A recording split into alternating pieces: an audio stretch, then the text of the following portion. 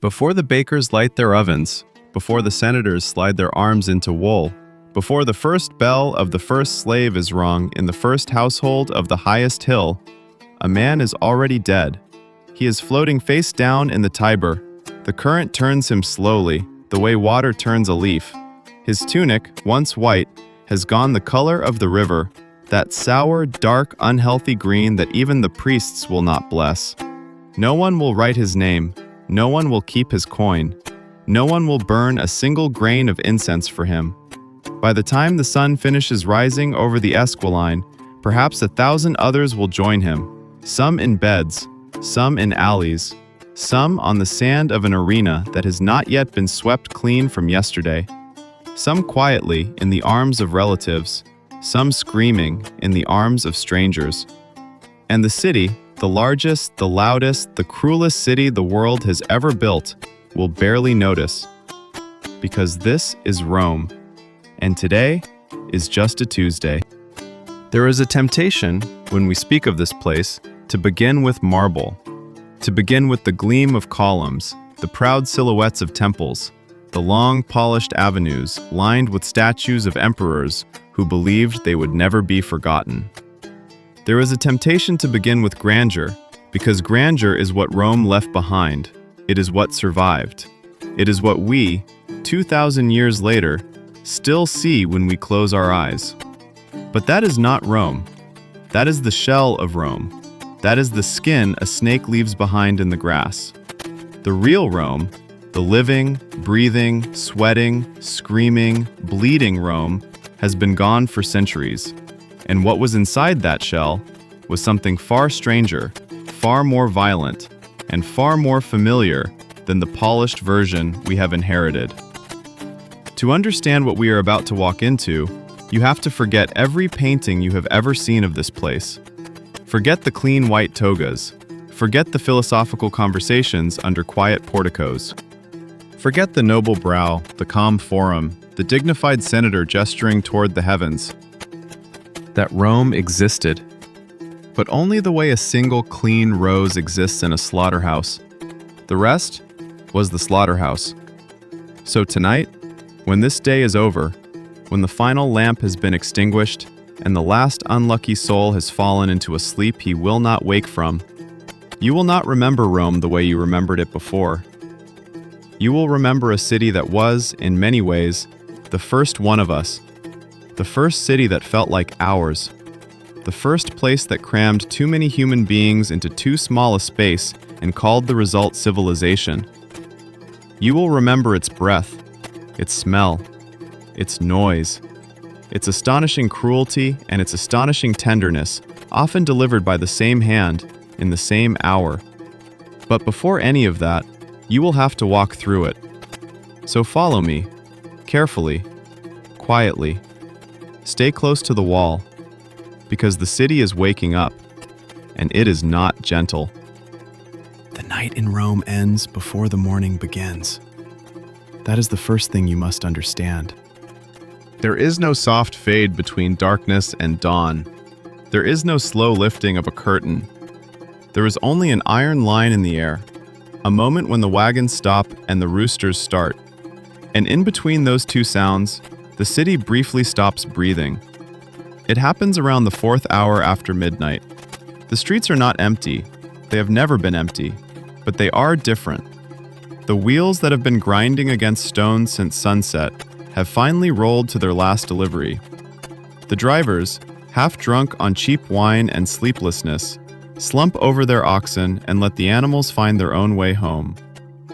Somewhere in the dark, a baby cries and is shushed. Somewhere else, a knife is being sharpened against a brick. The Roman day, by law, did not allow most carts inside the city walls during daylight hours. Julius Caesar himself had signed that order, one of the only laws of his that no later ruler dared overturn. The reason was simple. If you allowed cart traffic during the day, you would not be able to walk the streets at all. The crush would be unbearable. The accidents would be ceaseless. The screaming of axle against axle would drown out every voice in the forum. So instead, the wagons came at night. All of them. Every loaf of bread you would eat today, every amphora of wine, every animal for slaughter, every block of marble bound for a half-finished temple, every body freshly dead, on its way out of the city to be burned, every body freshly young, on its way in to be sold, every torch oil, every stack of papyrus, every secret message wrapped in wax, every load of human waste being hauled out by men who would never be invited inside a clean house. It all moved in darkness. And so, if you had lived in an apartment block in the Subura, and most Romans did, you would have spent the entire night listening to the city eat itself, the grinding of stone, the cracking of whips, the complaints of donkeys, the shouting of men who had been awake too long, the occasional, sudden, sickening crash when one of those wagons clipped the corner of a building, or another wagon, or, sometimes, a person who had chosen to sleep in the wrong doorway. By the 4th hour, even that begins to subside. The wagons retreat, the streets exhale, and for one brief moment, before the next noise begins, you can almost hear the river. That is when the man we mentioned earlier, the one no one will name, drifts past the docks of the Tiber and into the slower current that bends toward the open sea. He has been dead since the 2nd hour. We will not know how he died, neither will the city. By the time anyone of importance learns of his existence, his body will be gone. The river always takes them. That is one of its quiet duties. And while he drifts, the city begins again. The first to move are the slaves. There are perhaps 400,000 of them in Rome on this particular morning, though the count is impossible, and the Romans themselves cannot agree. Some scholars in later centuries will argue that for every 3 free Romans, there was 1 enslaved. Others will insist the ratio is closer. Either way, no one disputes the essential fact. There are more slaves in this city than there are citizens in most of the world's other cities combined. They are everywhere. They are the hands that grind the grain, the feet that carry the water, the eyes that read aloud to their literate masters, the fingers that braid a noble woman's hair, the arms that hold a senator's child, the backs that bear the litters which carry the rich through streets too narrow for their dignity. They are also, on this particular morning, the first souls awake in Rome. In every house, from the modest apartments of clerks to the marble palaces of the Palatine Hill, there is a slave already moving, lighting a fire from the embers of yesterday, drawing water from a household tank, slicing yesterday's bread for today's breakfast, sweeping a floor that does not need sweeping, because what matters is not the cleanliness. What matters is that when the master opens his eyes, there is the sound of someone working for him. That sound, in Rome, is the truest sound of all. The sound of another human being already serving you before you have even chosen to exist for the day. Imagine, for a moment, what that does to a person. To wake up, every day of your life, to the sound of someone you own already moving for you. To never, even once, hear silence on the other side of your door. To grow up believing this is what the world is. To believe so deeply that any other arrangement would feel like the end of civilization itself. That belief, that thick, unquestioned, marrow-deep belief, is the foundation under everything we will see today. Pull it out, and the whole city collapses. Leave it in, and the most refined philosophers of the age can write entire books about virtue without ever once questioning the human being kneeling at their feet to refill their cup. Hold on to that thought, because in a few hours we will meet one of those philosophers, and the man kneeling beside him will know something terrible. But first, the bakers. You can smell them before you see them. Long before sunrise, in the small, clay-floored shops that line the lower streets, the bread is already rising. There are something like 300 public bakeries operating in Rome on any given day. Most of them never close. The fires inside them have been burning, in some cases, for decades, banked at night, fed at dawn, never truly allowed to die. Some of those ovens, ancient even by Roman standards, are believed to carry old flame from older fires, fires that were once lit at temples then carried in clay pots through the city, never extinguished, only transferred. The bakers themselves are usually freedmen, former slaves who bought their freedom or were granted it by a generous master, and who now run the small businesses that feed an empire's capital. They are tough men. Their forearms are knotted from years of working the dough. Their faces are lined from heat. They sleep, when they sleep at all, in small lofts above the ovens, and they sleep poorly, because the heat from below seeps up through the floorboards and into their dreams. If you walked into one of these shops at this hour, and you would have to be very brave or very desperate, you would see a kind of choreography that no theater would dare to stage. 3 men, sometimes 4, moving in absolute coordination around a fire as wide as a small chariot, slamming long, flat paddles into the oven, sliding loaves out, sliding loaves in, never speaking, never colliding, the only sound the slap of dough against wood, and the deep, angry hiss of the fire when a drop of sweat falls into it. Behind them, against the back wall, the apprentice, usually a boy of 9 or 10, turns a hand mill. The stone wheel groans under his weight. He has been turning it since before midnight. His arms feel like they belong to someone else. He has another 6 hours to go. And here, already, we see something Rome will teach us many times today, that everything beautiful in this city is held up by something exhausted.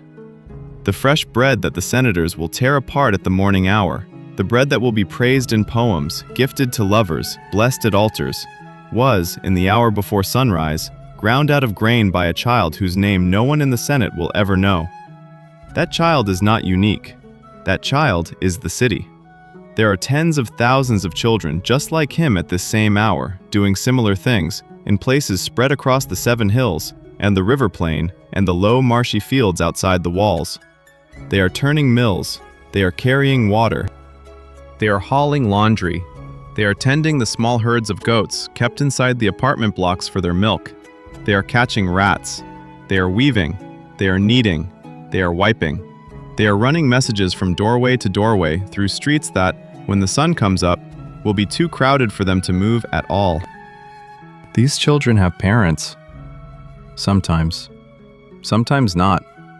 Sometimes the parents are inside the same building, doing the same work. Sometimes the parents have been dead for years, and the child has been folded into a household the way one might absorb a stray cat. Useful, fed, owned. Sometimes the child was sold. Sometimes the child was rescued. In Rome, the difference between those two things can be impossible to tell.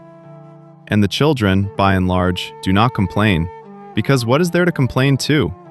The world is the world. This is what they know.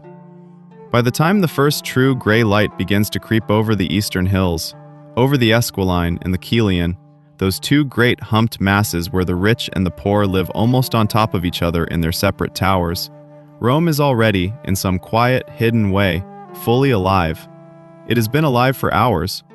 The visible day has not started. But the invisible day, the underneath day, the day that holds the visible day up like a hand holding up a stage curtain, that day has been awake since long before you were. And now, slowly, the visible day begins to surface. A door opens, somewhere in the higher streets. A bolt slides. A man steps out, scratching his neck. He is a client. He has somewhere to be. He has an appointment that, technically, is not an appointment, but is in fact the structure on which his entire week, his entire month, his entire shape of survival depends.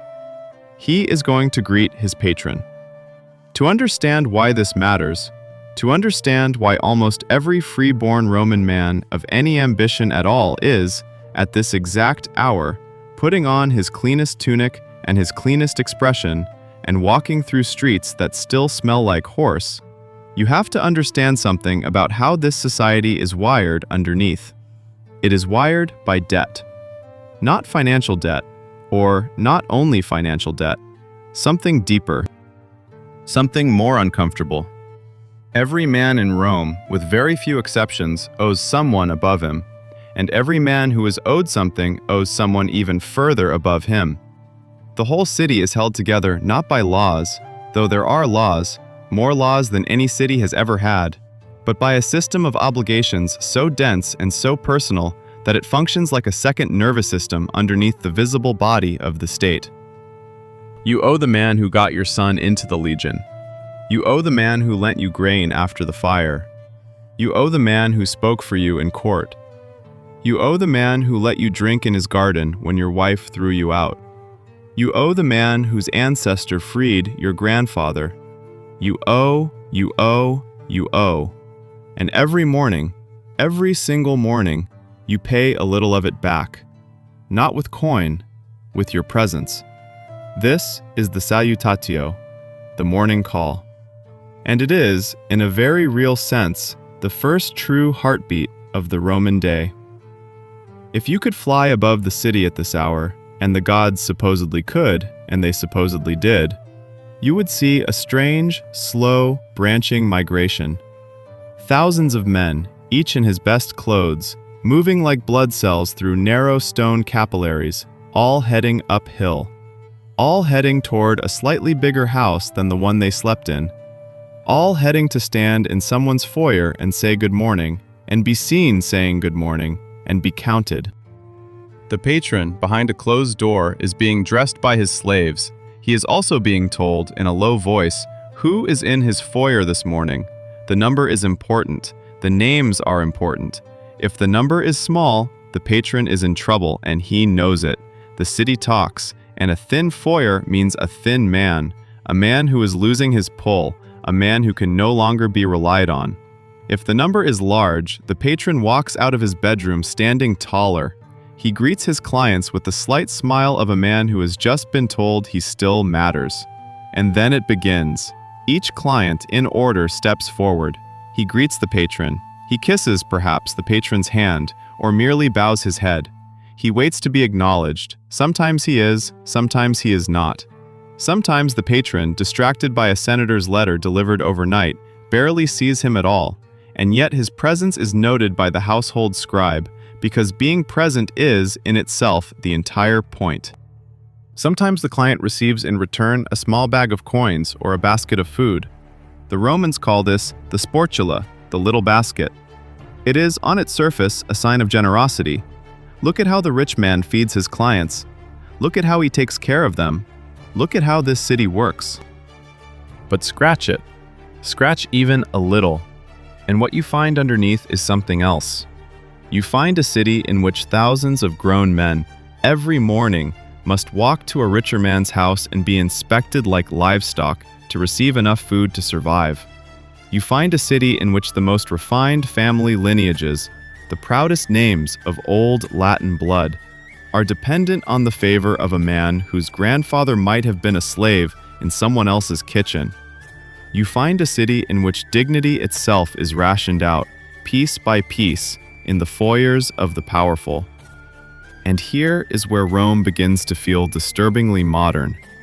Because if you have ever, in your life, sat in a meeting where you laughed at a joke that was not funny, said yes to a project you did not want, smiled at someone you despised, all because you needed something from them, you have done what the Roman client did. You have stood in his foyer. You have just done it indoors, with better lighting.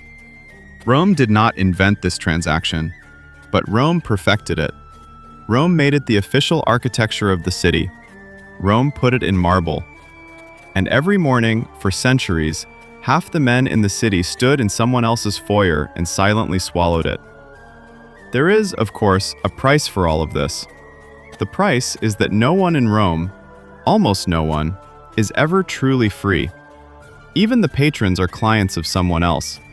Even the senators are clients of magistrates. Even the magistrates are clients of generals. Even the generals are clients of emperors. The chain runs up and up and up until you reach a man who, theoretically, owes no one, and even he, in the privacy of his own bedroom, is afraid of his cook. Because in Rome, as we will discover before this day is out, the cook can kill you.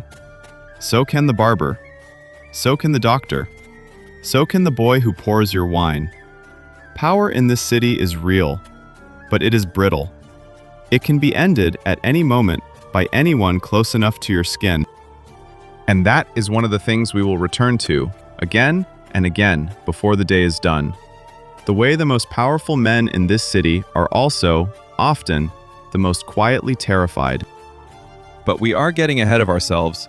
The sun is rising, and on the hill above us, the first true Roman senator of this day has just opened his eyes. His name does not matter. There are several hundred of them. They blur into one another even in their own time. Even other senators forget which one is which, and address each other by family name because the personal name is a coin that has been worn smooth by repetition. He could be any of them, and in a way, today, he is all of them. He is 53 years old. His hair is going gray at the temples and white at the back, and he has, for the last 2 years, been quietly considering whether to ask one of his slaves to begin dyeing it. He has not yet asked. He is afraid of what asking would say about him. His wife is asleep beside him. She is 28. They have 2 living children and 3 buried ones.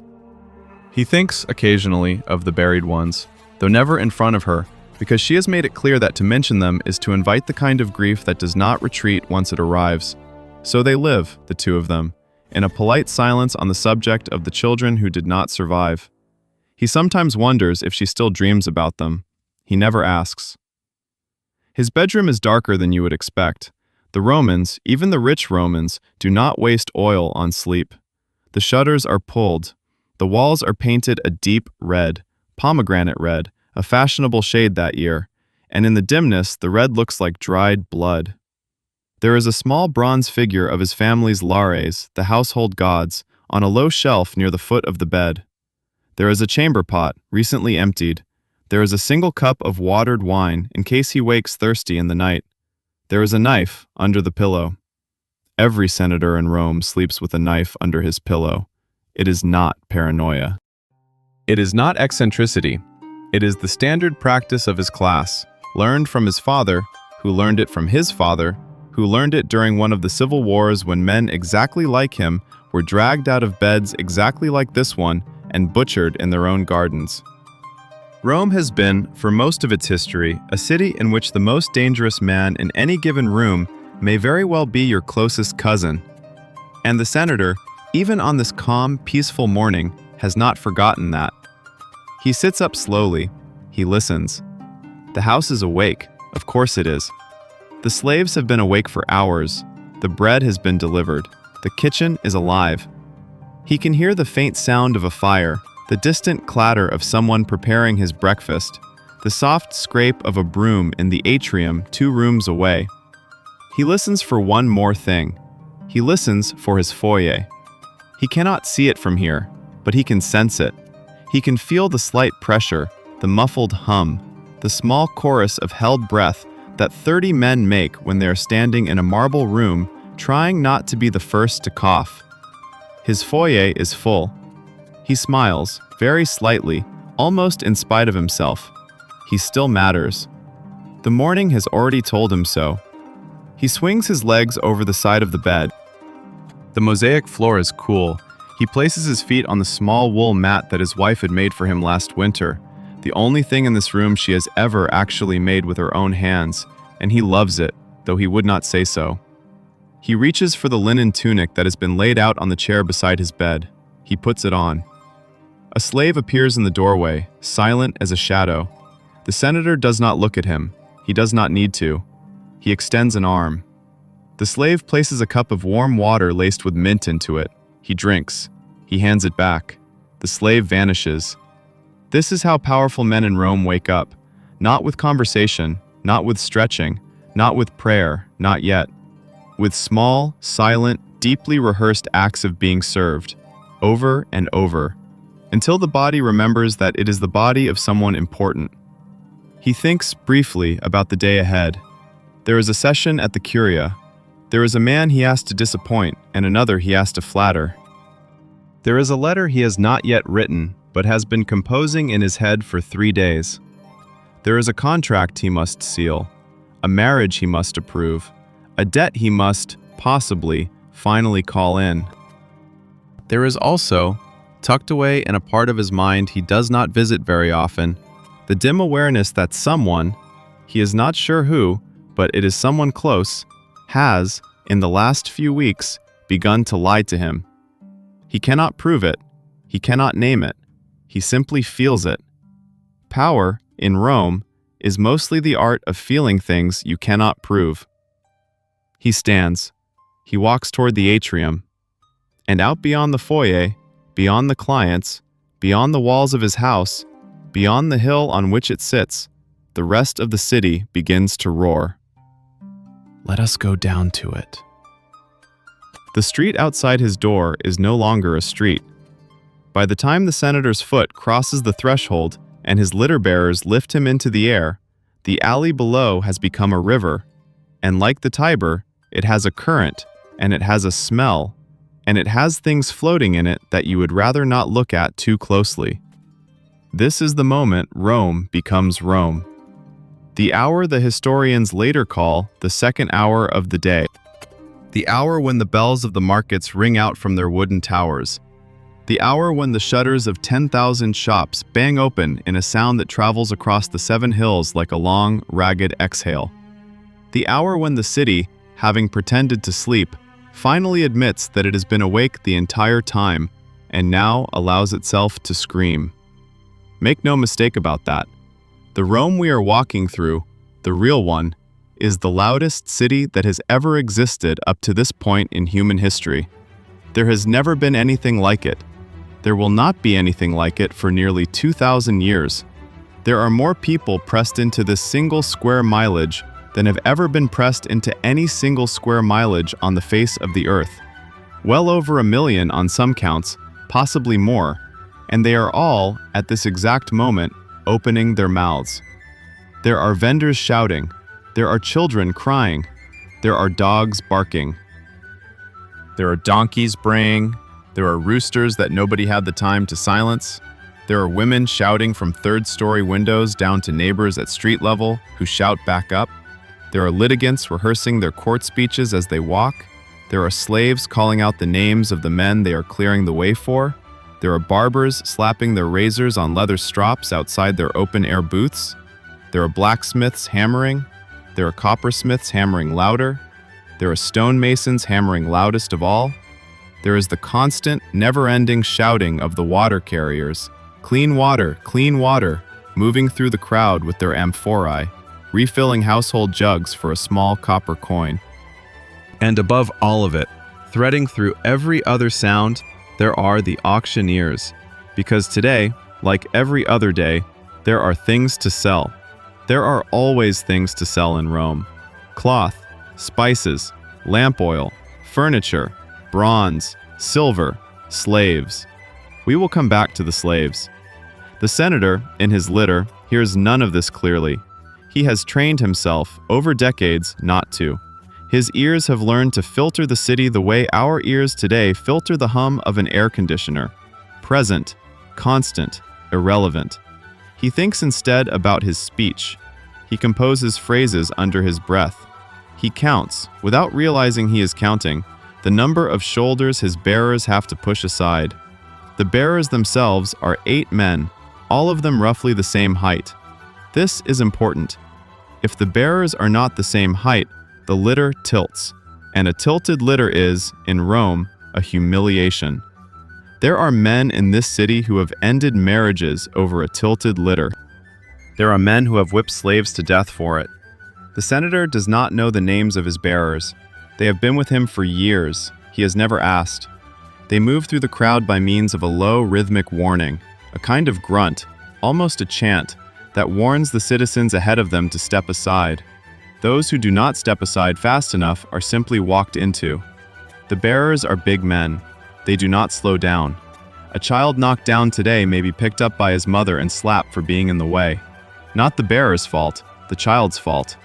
That is how the math of the street works. Behind the senator's litter, a smaller litter follows, carrying his secretary, a thin, sharp-eyed Greek freedman who has been writing his master's letters for 16 years, and who now, almost imperceptibly, writes some of his master's actual decisions as well. The senator does not realize how much of his life is, in fact, decided by this man. Or perhaps he does and chooses not to think about it. There is, in Rome, a great deal of choosing not to think about things. It is one of the city's quiet specialties. Around both litters, on foot, walk 6 clients. They are, for this morning, his honor guard. They will go with him to the forum. They will be seen with him. The point is not protection, though protection is part of it. The point is display. A senator without a retinue is, in Rome, almost not a senator. He is just a man in a toga. The retinue is the office is the retinue. So they walk, the whole strange procession, down from the Palatine, into the lower streets, where the crowd grows thicker and the smell, almost gently, begins to change. Let us speak for a moment about the smell. There is no polite way to do this, and the Romans themselves did not flinch from it, so we will not flinch either. Rome, in this period, smelled. It smelled in ways that we, in our antiseptic world, would find genuinely upsetting. It smelled of human bodies that had not been washed since the day before, packed too closely together. It smelled of urine, gallons of it, collected and sold to fullers who used it to clean wool, the urine carts rolling through the streets at all hours, the stink of ammonia following them like a second shadow. It smelled of horse manure that the city could not, despite its best efforts, fully remove. It smelled of frying garlic from 1,000 street kitchens. It smelled of frying fish. It smelled of garum, the famous Roman fish sauce, a beloved national obsession, which was made by leaving fish guts to ferment in the sun for weeks, and which, in its raw production state, smelled approximately like death. It also smelled, depending on the wind, of the Tiber, of the docks, of the public latrines, of the smoke from 1,000 kitchen fires, all burning indoor wood, of incense, drifting from the open doors of small temples, of perfume sometimes, when a wealthy woman passed in her own smaller litter, of olive oil, both fresh and rancid, of bread. The bread is the redeeming smell. The bread is what saves the city. Even now, 2,000 years later, if you stood here and breathed in deeply, you would smell that bread, and a part of your stomach would understand why people kept coming back to Rome, no matter what it did to them. The senator, smelling nothing in particular because his nose is long since gone numb to all of it, looks down out of his litter for one moment, and he sees a man he knows. The man is standing in front of a butcher's stall, holding a folded scrap of papyrus. He is dressed in a tunic that is clean but not impressive. He is not looking back at the senator. He is, in fact, very carefully not looking back at the senator. The senator looks away quickly. He arranges his expression. He focuses again on his speech. He does not turn his head as the litter passes. He does not say anything to his secretary. He does not change a single thing about his pace. But somewhere, deep in his chest, a small old animal has just woken up. The animal that lives inside every Roman of importance. The animal that knows, the way no rational mind can know, that something is wrong. That man should not have been in that street. That stall should not have been open at that hour. That scrap of papyrus, folded in that particular way, he has seen letters folded that way before. They are not the letters one carries casually. He files the moment away. He will think about it later when his head is clearer. He will, perhaps, mention it in passing to his most trusted slave. He will, perhaps, not mention it at all. He has not yet decided. For now, he keeps moving. This is one of the things we must understand about Rome before this day is finished. The city is not a single story. It is not even 100 stories. It is 1,000,000 stories happening on top of each other, in the same streets, at the same moments, and only a very small number of them are visible to anyone at any given time. Conspiracies braid through the markets. Affairs unfold in 3 different doorways at once. Letters are passed in the hands of children. Coded messages travel on the bottoms of bread baskets. A senator can ride through a moment of such pure intrigue, of such overwhelming consequence, that the whole future of the city is balancing on a knife at that instant, and he can ride right past it, smelling only the bread. Sometimes he later realizes what he passed. Sometimes he never does. This is how empires fall. Quietly, sideways, in glimpses. But that is for later. For now, the litter moves on. The senator descends. And we, you and I, will let him go. We will not follow him to the forum. Not yet. There is too much else to see first. Let us drop down into the street. Let us walk. The first thing you would notice, walking these streets without the protection of a litter, or a retinue, or a name, is that you are constantly being touched. There is no other way to put it. There is too little space and too many people.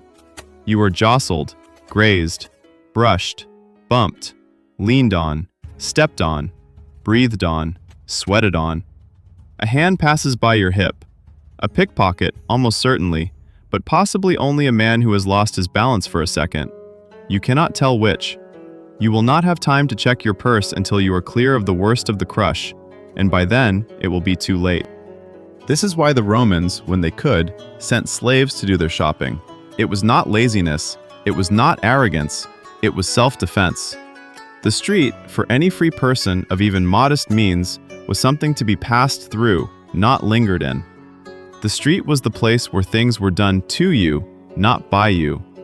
You would, if you were a person of any importance, walk with at least one slave in front of you, clearing the way, and at least one slave behind you, watching your back. If you could afford more, you brought more. If you could afford a litter, you took the litter. If you could afford nothing, and most people could afford nothing, you put your head down, you walked fast, you held your purse against your stomach with both hands, and you prayed. There is a great deal of praying in Rome. Almost everyone, at almost all moments, is praying. Not to one god, that would be a barbarian's habit, the habit of the strange tribes from the east who insist on a single deity, but to many. To Mercury, the god of merchants and travelers for safe passage through the streets. To Vesta, the goddess of the hearth for the family back home. To Janus, the two-faced god of doorways, every time you crossed a threshold. To Fortuna, the goddess of luck, all the time, constantly, for absolutely everything. There are also more obscure gods, smaller gods, household gods, neighborhood gods, gods of specific streets and specific stones and specific old trees. There is a god of the threshold of a particular house in the Subura whose worship has been continuous for 200 years, kept up by old women who could not, if asked, tell you exactly what he is the god of, but who will continue to leave him offerings until the day they die. Rome is so full of gods that the gods themselves cannot keep track. There are estimates that, on any given Roman calendar, there were more religious festivals than there were ordinary days. The Romans worshipped their own ancestors, their neighbors' ancestors, the dead of strangers, the spirits of springs and rivers, the personifications of abstract concepts like hope and concord and health, the genius of the emperor, the genius of the city, and a long, quiet list of gods imported from every land the legions had ever crossed. You could find in the streets of this city on any given morning the smoke of incense rising in front of the temple of Mithras, the secret cave god of soldiers brought back from the eastern frontier. You could find, around the next corner, a small shrine to Isis, the Egyptian mother goddess, who had become so popular among Roman women that several emperors had tried to ban her worship and failed. You could find, in a quiet alley, an old man pouring wine onto a flat stone in front of a tiny carving of a horned figure no one could quite name, but who had been receiving wine on that stone since long before this man's grandfather was born. And, somewhere off in the corner of one of these streets, increasingly, in a private back room behind a curtain, you could find a small group of people whispering about a Jewish carpenter who had been crucified in a distant province a generation ago, and who, they were claiming, had not stayed dead. The Romans at this point do not yet take these people seriously. They think of them, when they think of them at all, as another little Eastern cult, like the worshippers of Cybele, or the worshippers of Isis, or the worshippers of Mithras. They are wrong, but they cannot yet know how wrong, and we cannot yet tell them. It will take centuries, but the seed is in the city, right now, as we walk past. If you stood on a specific corner near the river at this exact morning, you would be 10 steps from a future religion that will outlast everything around you. Every stone in your view will be rubble. Every temple in your sight will be a quarry for some later builder. Every god being prayed to in every doorway will be forgotten. And the small whispered movement behind the curtain will be the largest faith on earth. You would not know it. They would not know it. It is one of the deep, cruel jokes of history that the people who are about to inherit a future never look the part. They are usually shabby, exhausted, and afraid, like everyone else in the alley. But for now, the alley. The alley, you must understand, is the true unit of Roman life. We say streets because we have to call them something, but most of them were not really streets in any modern sense. They were alleys. They were gaps. They were the spaces between buildings that the buildings had not yet swallowed. And the buildings, the famous insulae, the apartment blocks of Rome, leaned over these alleys like old people trying to overhear a conversation. The insulae are unlike anything that has come before. They are the world's first true urban apartment buildings, rising sometimes 7 or 8 stories into the air, built of brick and wood and cheap concrete, slapped up quickly by speculators who knew they could fill the rooms before the mortar set. They are dark, they are flammable, they are loud. They are alive in ways no building should be alive. You can hear, on a quiet night, the wood creaking inside the walls as it dries out, as the building settles, as it slowly prepares to either burn down or fall over, which are the 2 main fates of an insula. The ground floor, if you are lucky, is a shop. A tavern, a baker's, a small kitchen serving hot food to passers-by. These little places are called papanae, and they smell wonderful, and the food they serve, sausages and stews and lentil pottages, is often the only hot meal a poor Roman will eat in a day. If you live above the papanae, you are envied. You are close to street level. You can run out fast if there's a fire. Your stairs are still solid. The higher you climb, the worse it gets. By the 3rd floor, the construction is shoddier.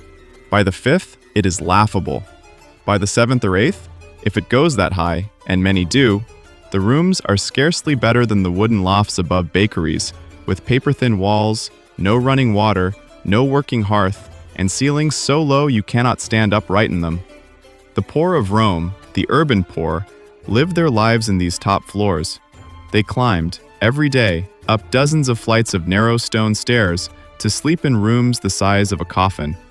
And every winter, several of those buildings collapsed. And every summer, several of them burned. It happened so often that it stopped being news. A building fell, killing 30. A fire spread through a block, killing 50.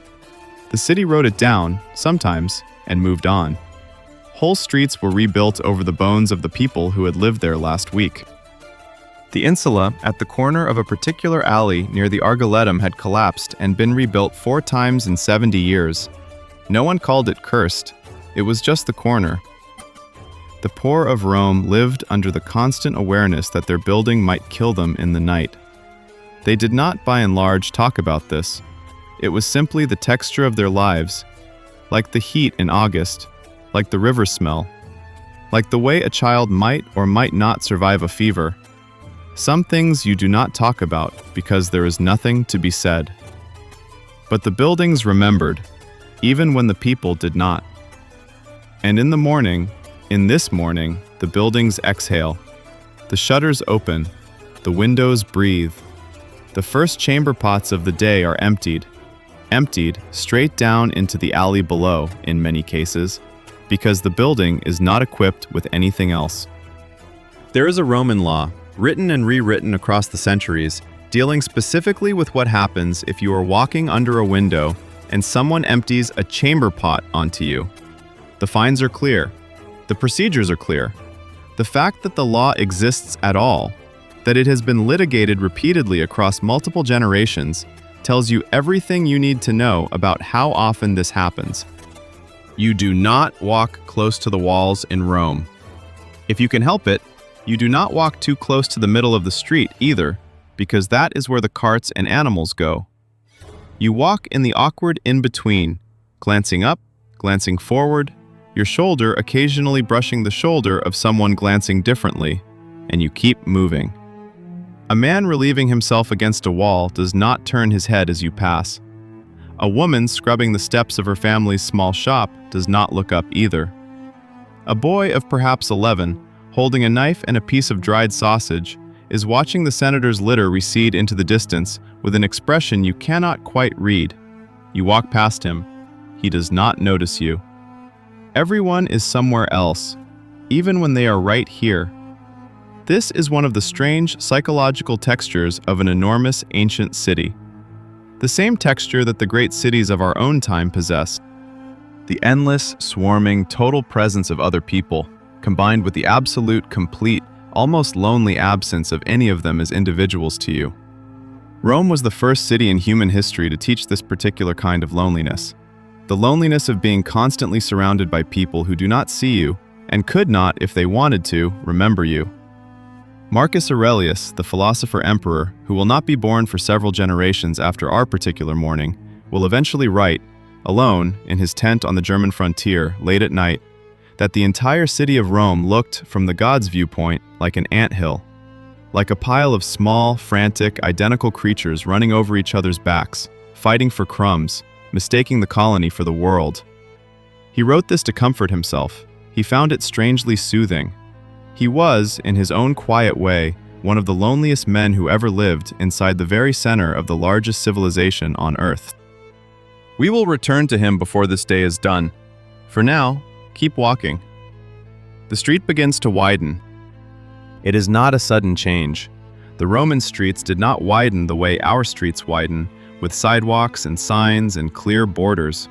They simply, slowly, allowed more sky. The buildings on either side grew shorter. The leaning facades stepped back. And then, almost without warning, you would walk out of one of these narrow, stinking alleys and find yourself in something larger, something organized, something that, after the chaos of the residential streets, looked almost like a vision. You would be in the Forum. And the Forum, at this hour, in the second hour of the day, just after the sun has cleared the rooftops, is the first place in all of Rome where the city stops feeling like an accident and starts feeling like something built on purpose. Let us stand here for a moment. Let us look around. The Forum is not one open square, it is many. It is a complex of squares and basilicas and temples and arches and small holy stones, packed into the long flat ground between three of the 7 hills, the Palatine to the south, the Capitoline to the west, the Esquiline rising in the east. The space is older than almost any other built thing in the city. It was a marsh once. Before Rome was Rome, before anyone had heard of Romulus, before the wolf and the twin, this was a wet, sour valley where the early hill tribes of the Latin peoples buried their dead. You can still find, if you know where to look, the foundation stones of houses that were old when the First Republic was new. This is where the city happened, not on the 7 hills, in between them, in the low ground where the markets met, where the herdsmen drove their animals to be sold, where the priests came down from the high places to be among the people. Rome happened in the gap. And now, on this morning, the gap is full. It is full of senators. It is full of clients of senators. It is full of magistrates in their official robes, recognizable by the broad purple stripe on their togas. It is full of lictors, the official bodyguards of the magistrates, each carrying his fasces, the bundle of wooden rods and the axe that symbolize the power to flog or to execute. It is full of merchants, set up at temporary stalls under the columns. It is full of moneylenders, sitting behind their tables with their slates and their counting beads. It is full of philosophers, holding court for small clusters of bored young aristocrats. It is full of beggars, who know that this is where the foot traffic is. It is full of street performers, fire eaters from Egypt, snake handlers from Syria, acrobats from Greece, a man with a trained monkey, a woman who claims to be able to tell the future for a single small copper coin if you let her hold your hand. It is full of news. This is important to understand. There is no newspaper in Rome. There is no broadcast. There is no system, in the modern sense, of information distribution. There is only this, the Forum in the morning, with thousands of people standing around in clusters, telling each other things. A grain ship from Egypt has been late by 4 days, and the price of bread is about to rise. There has been a riot in Antioch. A particular senator is being investigated for taking bribes from a Persian client kingdom. A famous gladiator from the school of Caligula's heirs has been bought by a private patron and is being kept locked up for a special show next month. The emperor's wife has been seen weeping in public, and no one knows why. The emperor has been seen laughing in public, and several people are afraid to ask why. All of this passes from mouth to mouth in the forum every morning. The news travels faster than any horse. By the time the second hour gives way to the third, every important rumor in the city has been heard, on average, by half the population. Some of the rumors are true, some are deliberately planted. Some have been planted, then countered, then replanted with a slight variation by men whose entire careers consist of nothing but the careful seeding of plausible lies. Imagine for a moment what that does to a city. Imagine living in a place where every fact you hear is, before noon, repeated to you in 3 slightly different versions, and you must choose which version to believe based not on evidence, but on which speaker you trust and which speaker has reason to lie to you. Imagine making decisions about your business, your safety, your family, all on the basis of a great, loud, uncertain murmur that surrounds you from waking to sleeping. That is the forum. That is its function. That is its danger. It is also where the law is. The basilicas, those long roofed halls along the edges of the forum, are full, even at this hour, of judges and lawyers and litigants and witnesses. Roman law, by this stage, has become one of the most elaborate legal systems in the history of the world. There are statutes, and there are precedents, and there are subtle interpretations of statutes by reference to precedents, and there are interpretations of those interpretations. The lawyers are theatrical. They shout, they weep, they tear their tunics, sometimes literally. They invoke the gods, they read prepared speeches that have been written by Greek freedmen the night before. The judges sit on raised platforms, often visibly bored, sometimes visibly drunk. A trial may last all day, or it may last 20 minutes depending on how important the parties are. There are at least a dozen cases being heard simultaneously in the Basilica Julia alone. The noise inside that building is, by all surviving accounts, indescribable. Roman lawyers learned to project their voices over crowds the way modern singers learn to fill arenas. A lawyer who could not be heard over his rival's lawyer in the next case 3 columns over was a lawyer who lost. If you were a poor man with a grievance, you came here too. You stood in line. You tried to find someone who would listen. You usually did not succeed. Roman justice for most of Roman history ran on a sliding scale of wealth, status, and connection, and the poor man with the better case lost, more often than not, to the rich man with the better lawyer. But not always. Not entirely. The system was not pure. There were judges who ruled fairly. There were lawyers, especially in the late Republic and early Empire, who took on cases for free out of principle. There was, occasionally, justice. Not often, not reliably, but often enough that the system did not collapse from its own corruption. This, too, is something Rome will teach us. That you do not need a perfect system to keep a civilization together. You only need a system that delivers justice often enough, and visibly enough, that people keep showing up to it. Rome's law worked because Rome's law was, at least, theater. And the theater never closed. In the middle of the forum, almost lost in the crowd, there is a small, low platform of black stone. It looks like nothing. Tourists, if there were tourists in Rome at this period, would walk past it without a glance. But it is, in fact, one of the most sacred stones in the city. It is called the lapis niger, the black stone. No one, by this morning, fully remembers what it is. There are stories. Some say it is the grave of Romulus, the founder, killed by his own senators in a fit of madness and buried here in the founding square as a warning. Some say it is the grave of his shepherd, the man who raised him after the wolf weaned him. Some say it is the location where the first Latin king made the first treaty with the first non-Roman tribe. There is an inscription on the stone, in an alphabet so old that even the priests of this morning cannot read it cleanly. They can sound out fragments, they can guess at meaning, but the meaning has slipped through the centuries the way water slips through cloth. It is one of the older things in the world that anyone is still actively praying to. And Romans, even this morning, even in their hurry, will pause as they walk past it. They will touch their fingers to their lips. They will mumble something. They will move on. It is a piece of forgotten language they cannot translate, embedded in the center of a city built on top of older cities, prayed to by people who do not know what they are praying for, but who do it anyway, because something inside them remembers. Most cities, at some point, become this: layered, forgotten, half blind to themselves. Rome is the first one to do it on this scale. It will not be the last.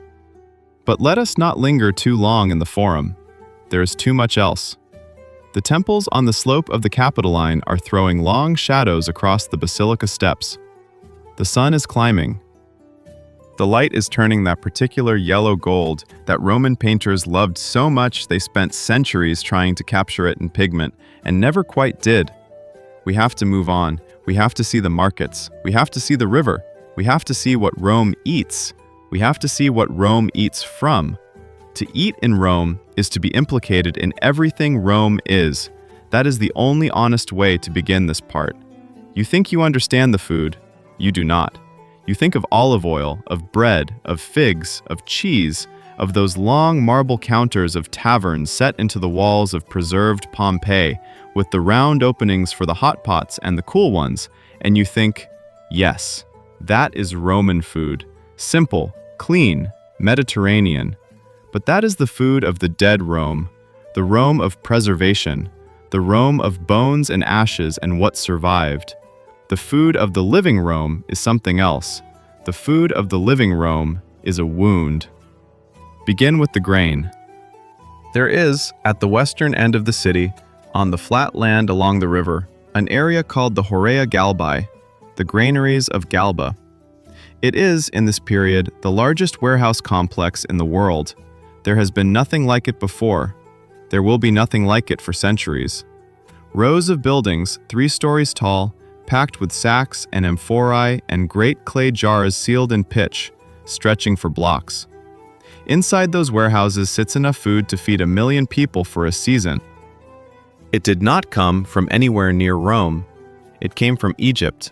It came from North Africa. It came from Sicily. It came from the Black Sea coast. It came from Spain, from Gaul, from the long, fertile valleys of the provinces that the legions had bled to acquire and now bled to keep. The grain that fed Rome was by this point in its history almost entirely foreign grain.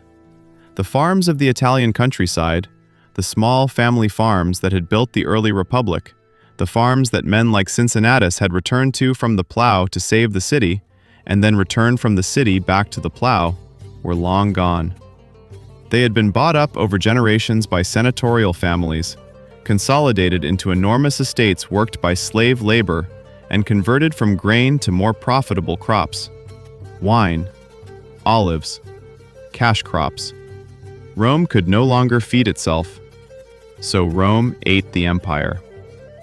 Every morning, ships from Alexandria pulled into the docks downstream.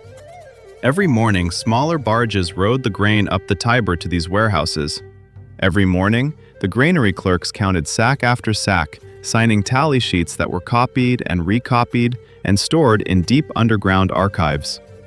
If even one of those ships failed to arrive, if a storm broke a fleet, if a pirate fleet rose out of Crete, if a province rebelled and held its harvest hostage, Rome would, within weeks, begin to starve. This was not a hypothetical. It had happened. It would happen again.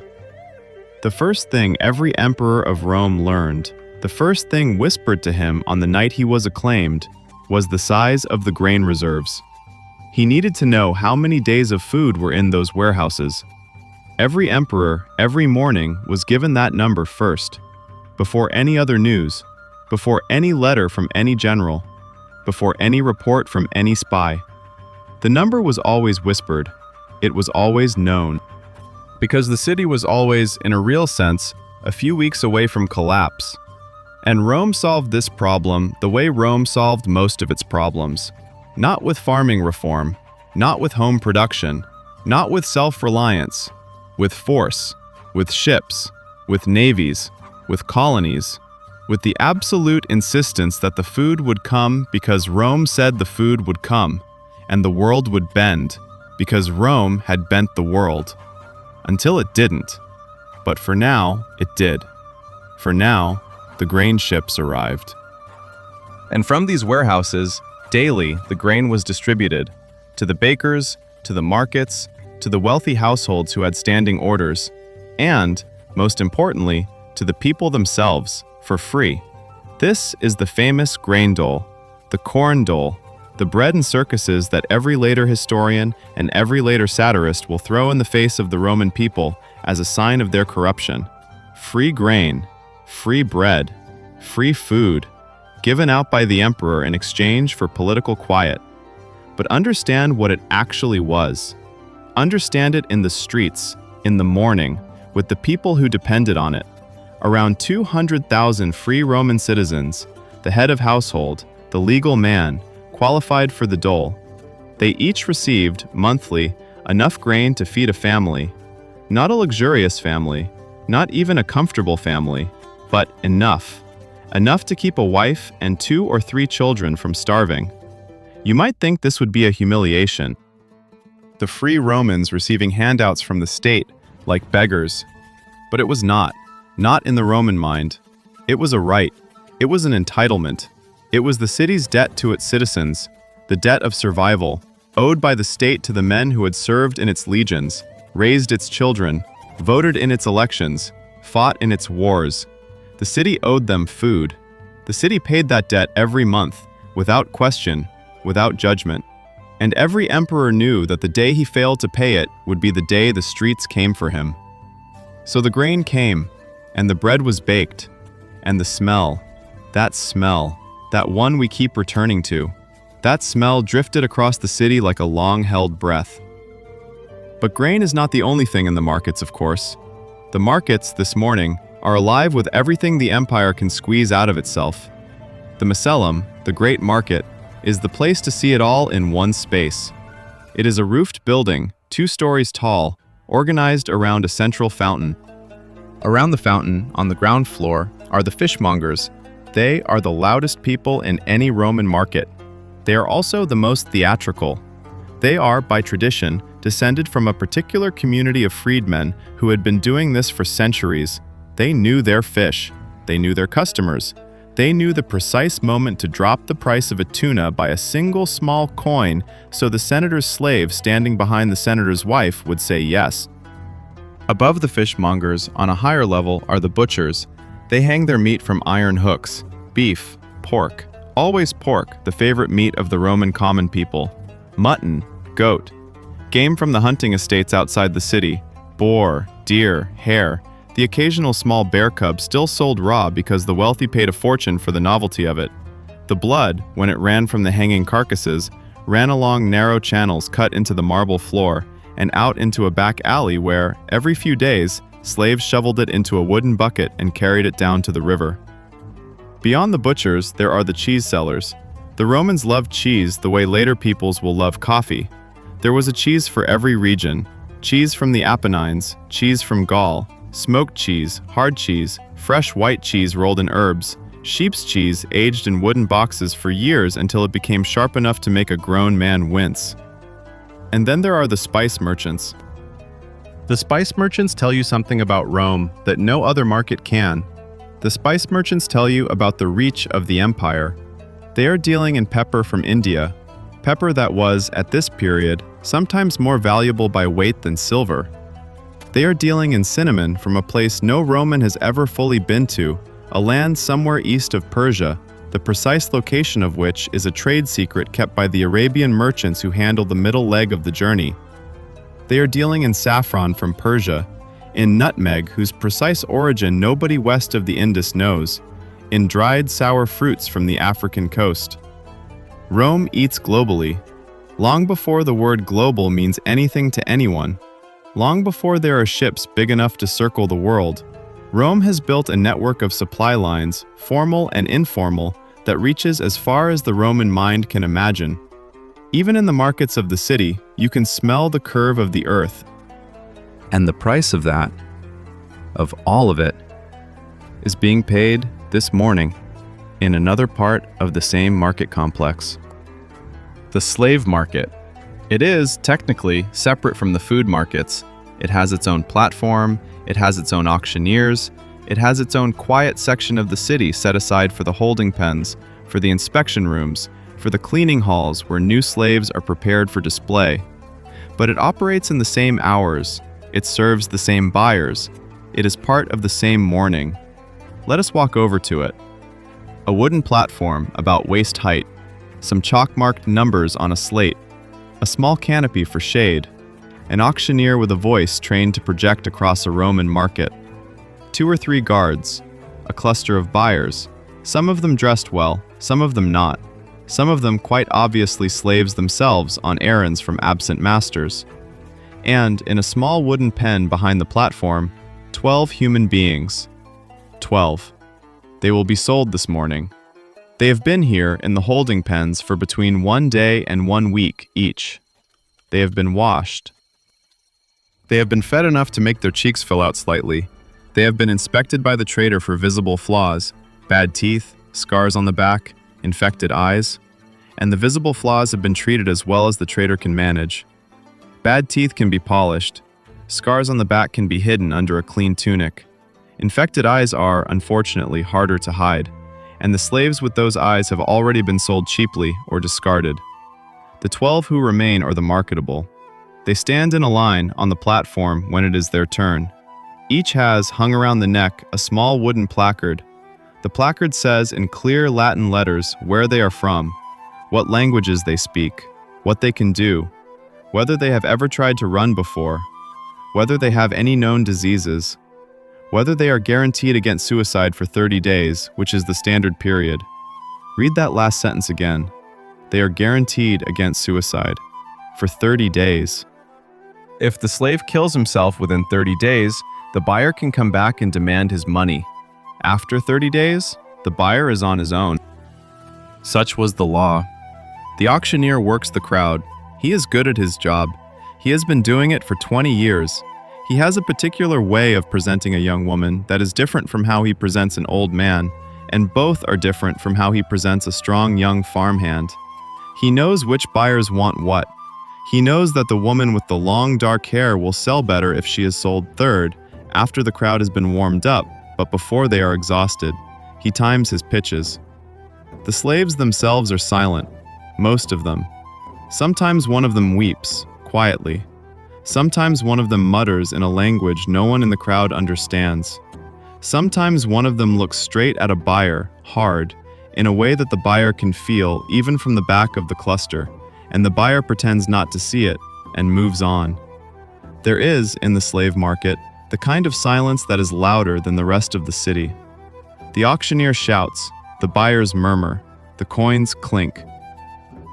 But underneath all of it is a silence, that is the silence of human beings choosing not to scream. Because if they scream, they cannot be sold to a kind master. Because if they scream, they will be sold to a worse one. So they do not scream. They stand.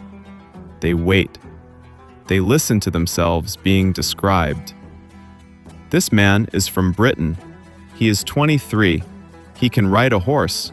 He is good with animals. He speaks Latin reasonably well. He has been with us for 6 months.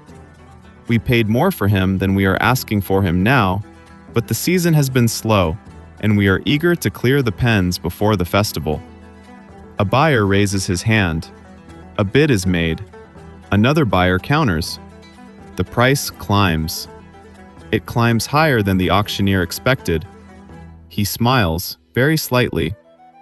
He sells the Briton to a man in a clean blue tunic, who is buying for a senator on the Caelian Hill. The Briton is led off the platform. He is given his new owner's name, written on a slip of papyrus. He is given a moment to drink water. He is then taken away, with a chain on his ankle, by 2 of the senator's men, down the long street that leads east. We do not know what happens to him after that. He is one of those figures whose entire life, after this morning, is invisible to history. We can imagine him alive for 40 more years. We can imagine him alive for 40 more minutes. There is no record. There never will be. He is one of millions. And while we have been watching him, the next slave has come onto the platform. She is about 15. She is from somewhere in the Balkans. She is small. She speaks no Latin at all. The auctioneer has to mime her qualities. She can weave, he says, miming the motion. She is quiet. She does not complain. She is honest. And here he winks, because all auctioneers know that honest is the politest way of saying she is too frightened to steal yet. A buyer in the back raises a hand. He is not a man you want to look at very long. He is buying for a brothel. A different buyer, closer to the platform, raises his hand higher. He is a woman, in fact, a Roman matron, dressed in heavy purple wool, a slave behind her holding a basket. She is here, in the market, in person. That is unusual. She has reasons. She outbids the brothel keeper. She pays more than she needed to. She wins the girl. The girl is led off the platform. She does not yet know what has happened to her. She does not yet know that, for the rest of her life, she will tell the story of the morning she nearly went to a brothel and a Roman woman bought her instead. And she will tell that story with such grateful fervor that her own children will memorize it. None of that is known to her yet. She just knows she has been sold to someone, and that her chain is shorter now, and that the woman buying her smells faintly of lavender. We will not follow her either. We have to leave the market. It is too easy in Rome to stand in one place too long. The city does not let you. The city always pulls you on. The city is, in this sense, the first city that operates the way a modern city operates. You cannot pause. You cannot rest. You cannot stop and think. There is always something else. The next street, the next errand, the next obligation, the next sound. And there is always, hovering behind everything, the suspicion that you are being watched. You may not be, but you might be. And in Rome, the difference is rarely worth knowing. Let us walk south. Let us cross the lower streets. Let us go into a part of the city that the tourists, even the ancient ones, did not casually visit. Let us go into the Suburra. The Suburra is the largest, the densest, the dirtiest, the loudest, the most dangerous, and arguably the most alive single district in all of Rome. It is the neighborhood at the foot of the Esquiline and the Viminal hills, in the low ground between them, where the streets compress together like the layers of a stacked tile, and the buildings climb so high they nearly touch each other across the alleys above. The Suburra is where Julius Caesar grew up. Yes, that Julius Caesar. The greatest single political figure in the history of the Republic was born and raised in what the rest of the upper class considered the worst neighborhood in the city. His enemies later used this against him. They reminded everyone, every time he ran for office, that he had played as a child in the same gutters where now they would not let their dogs drink. He, for his part, never denied it. He used it. He turned the embarrassment of his upbringing into proof of his connection to the common people. The voters of the Suburra voted for him by the thousand. They remembered him. He remembered them. He was one of them. He just happened to be the one who got out. Most of them did not get out. Most of them never would. Most of them lived and died in these streets, never venturing more than a quarter mile in any direction, knowing the names of their neighbors 3 doors down, but not the names of the magistrates governing them. The Suburra was, in this sense, its own city. A city within a city that the larger city pretended it could not see, except when it had to. It had its own gangs, it had its own courts, informal ones, conducted in back rooms over wine, with quiet threats standing in for verdicts. It had its own gods, in addition to the official ones. It had its own bars and its own brothels and its own taverns and its own theaters of small, brutal, illegal entertainment. It had a network of slumlords and protection rackets that the Senate periodically tried to clean up and never managed to. If you were a Roman of any consequence, you did not walk in the Suburra at night. If you were a Roman of any consequence, you did not walk in the Suburra in the day either, unless you had a reason. You sent a slave, you sent a freedman, you sent a hired courier, You sent, in extreme cases, a hired thug. You did not go yourself. But the people of the Subura this morning are awake and moving. Of course they are. They were the first awake. They are always the first awake. They are the porters who carried the wagons into the city overnight, now unloading the last of them. They are the laundry women, hauling their wet linens up to the rooftops to dry.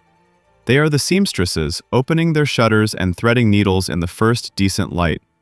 They are the carpenters, sharpening tools. They are the prostitutes. There are very many prostitutes in the Subura, getting 2 hours of sleep before the morning shift begins. They are the gladiators, in training quarters tucked into the lower streets, eating their breakfast of barley porridge and dried fish, preparing for the long day's drills. They are the runners. They are the watchers. They are the boys who memorize faces. They are the girls who carry messages. They are the people who make the rest of Rome possible by occupying the bottom of every step that the rest of Rome stands on. And many of them, at this morning, are dying. That is the brutal arithmetic of the Subura. People die there at a rate that the higher hills cannot easily imagine. Children die. Child mortality in Rome is, by the best estimates, somewhere between 30 and 50%, and in the Subura, it tilts toward the higher number. Mothers die in childbirth. Old men die of fevers. Young men die in fights. Women die under the casual fists of husbands the law does not really restrain. Slaves die of overwork, of disease, of disposable injuries. The bodies are taken out at night by carts, the same carts that brought in the bread. They go to the burial pits outside the city walls, to the long, shallow trenches on the Esquiline, where the dead poor of Rome have been laid down on top of one another for centuries. The trenches are not graves, they are dumps. The bodies decompose, the rain comes, the next bodies come. The cycle continues. There is no name on these graves. No name. None of them. By certain modern estimates, more human beings are buried beneath the soil of the Esquiline pits than there are people alive today in the entire city of Berlin. The pits are not large. The pits are simply old. Layer upon layer of forgotten dead, pressed down into Roman dust by the weight of the next layer. You walk through the Subura, and you walk on top of this. You do not feel it. You are not meant to. But it is there. Everything in Rome is built on top of something. We will say this again before the day is out, because Rome will keep teaching it. The marble of the Forum is built on the bones of older Romans. The grain of the warehouses is built on the slave labor of the provinces. The peace of the empire is built on the blood of the legions. The luxury of the patricians is built on the daily quiet brutalities of the Subura. The whole city is built on its own foundation of corpses, in every sense. It is, in fact, what cities are. Rome is just the first one to build itself big enough that the foundation is visible if you know where to look. We will not linger in the Subura. We will not walk every alley. There are too many of them, and they all blur together into the same impression. Noise, smoke, mud, voices in 3 or 4 languages, the constant smell of cheap fried food, the constant smell of bodies, the constant smell of the gutters, running with whatever you do not want to think about. But before we leave, there is one place we should look in on. One small open doorway, on a street near the center of the district, where a small lamp burns in the morning gloom. It is a tavern, a popina, just one of thousands. There are 3 men sitting at a wooden counter. They are drinking watered wine. They are talking in low voices. They are dressed plainly, clean enough to be free, ragged enough to be poor. They are not friends, you can tell by the way they sit. They are something else. One of them slides a small wooden tablet across the counter to another. The second man reads it slowly, his lips moving. He looks up at the first man and nods. The first man takes the tablet back. He drops it into the small fire under the counter. He pays for the wine. He leaves. The other 2 finish their drinks separately and at different times. The tavern keeper, who has been watching all of this with the deep, careful, neutral expression of a man who has been working in the Subura his entire life, says nothing. In a week, perhaps, there will be a small notice posted in the Forum, announcing that a particular minor senator has been found dead in his own atrium. The cause will be unclear. The investigation will be brief. The matter will be quietly dropped. No one will connect it to the tavern. No one will know about the tablet. These two things, the tavern mourning and the forum notice, will exist in different worlds, in different sentences, in different versions of the city's history. Some scribe somewhere will write down the death, and the death will become part of the official record. The tavern will not enter the record. The tavern is part of the Rome that history is not allowed to see. But the tavern is the Rome that decides. Always remember that. The history that is written is the history of marble. The history that matters is the history of small, smoky rooms. Let us leave the Suburra now. Let us climb back out. Let us walk up the side of the Esquiline, where the air gets cleaner and the streets get wider, until we are out of the worst of it. The crowd thins. The buildings stop leaning. The light comes back. By now, the sun is well up. The third hour has passed. The fourth is beginning. The city has been awake, for those who count, for nearly half a day already, and we have not yet seen anyone bathe. We have not yet seen anyone die in the arena. We have not yet seen anyone eat a meal that lasts 6 hours. We have not yet met the emperor. We have not yet met the philosopher who watches him. There is much left to do. There is something almost embarrassing about how civilized the Romans wanted to be in the middle of the afternoon. After all the noise, after the markets, the courts, the secret meetings in smoky taverns, the bodies in the river, the slave auctions, the chamber pots emptied into alleys, after all of that, the Romans, with a kind of stubborn, delicate insistence, would go to the baths. And they would wash. And they would be, for 2 or 3 hours, the most refined human beings in the ancient world. You have to understand this paradox because it is at the very heart of what Rome was. Rome was capable of unspeakable cruelty in the morning and unspeakable cleanliness in the afternoon, and the same hands did both. The same man who watched a slave whipped at the 8th hour would, at the 9th, be in a marble room being oiled by another slave whose obedience he took for granted. And the cruelty and the cleanliness, in his mind, were not contradictions. They were both expressions of being Roman. A Roman bathed. A Roman was clean. A Roman was civilized. A Roman did not stink. A Roman did not have rough skin. A Roman did not allow his hair to grow wild. A Roman did not have dirt under his nails. To be Roman was to be groomed, polished, scraped, oiled, perfumed, and presented to the world like a small living monument to the idea of refinement. The barbarians, and to a Roman, almost everyone outside the borders was a barbarian, were defined in part by their lack of bathing. The Germans, in the forests beyond the Rhine, were spoken of in horrified tones for their hair, their beards, the sour smell that allegedly rose from their thick wool clothing. The Britons were considered hopeless. The Persians were grudgingly admitted to be clean, but in the wrong way, too perfumed, too feminine, too Eastern. Only the Romans believed, had found the correct relationship between man and water. And so every afternoon, the Romans went to the baths. It is the 7th hour, sometimes the 8th. The sun is past its peak. The serious business of the day is done. Courts have closed. The forum has thinned. The shops are still open, but the customers have largely gone home for a midday rest. And from every household in every district of the city, the citizens, and many of the freedmen and the wealthier slaves running errands for absent masters, and the public servants, and the off-duty guards, and the visiting foreign merchants who have just learned of Rome's central social institution, all begin to move in the same direction. There are hundreds of bathhouses in Rome. Hundreds. By the late Empire, by some counts, more than 900. There are small private ones, attached to particular houses. There are medium ones, run as commercial enterprises by freedmen. And then there are the great imperial ones, the baths of Agrippa, the baths of Nero, the baths of Trajan, the baths of Caracalla, the baths of Diocletian, each one larger and more astonishing than the last. Public buildings on a scale that the modern world will not match until the 19th century.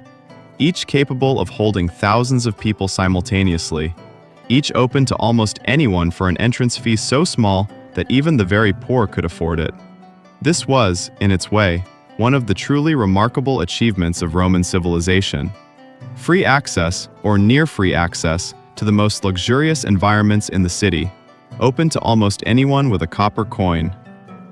The same marble floors that the senator walked on at the 8th hour were walked on at the 9th by the dock worker and the freed slave and the visiting Syrian merchant. It was, briefly, every day a kind of leveling. Inside the baths, the toga came off, and without the toga, the social distinctions blurred. A naked senator looked, in many respects, like a naked porter. The differences in nutrition were visible, of course. The senator had probably softer skin, slightly more padding, smoother hands. But you could not tell, simply by looking, who was who. Names did not echo across marble. The baths were, for those few hours, the closest thing Rome had to equality. Inside the baths, men talked. Inside the baths, deals were made. Inside the baths, marriages were arranged, businesses were sealed, gossip was exchanged, scandals were begun, and reputations were broken. All in low voices, in steam, in the soft echo of dripping water. Inside the baths, you also bathed. The Roman bathing procedure was elaborate, and the Romans were proud of its elaboration. You did not just enter the water, you did not just rinse. There was a whole sequence, a whole choreography. You arrived. You undressed in the apoditorium, the changing room, a long marble hall lined with niches, where slaves watched over the folded clothing. You handed your tunic to your own slave if you had brought one, or to a public attendant if you had not. You walked, naked or wrapped in a small cloth, into the first chamber. The first chamber was the tepidarium. It was warm. It was a transition. It allowed the body to begin to sweat gently, to open its pores, to prepare for what came next. Men sat on stone benches and chatted. The conversation at this stage was light. Politics and code, gossip in shorthand, a few jokes, some discussion of the recent games, some discussion of a play. Then the caldarium, the hot room.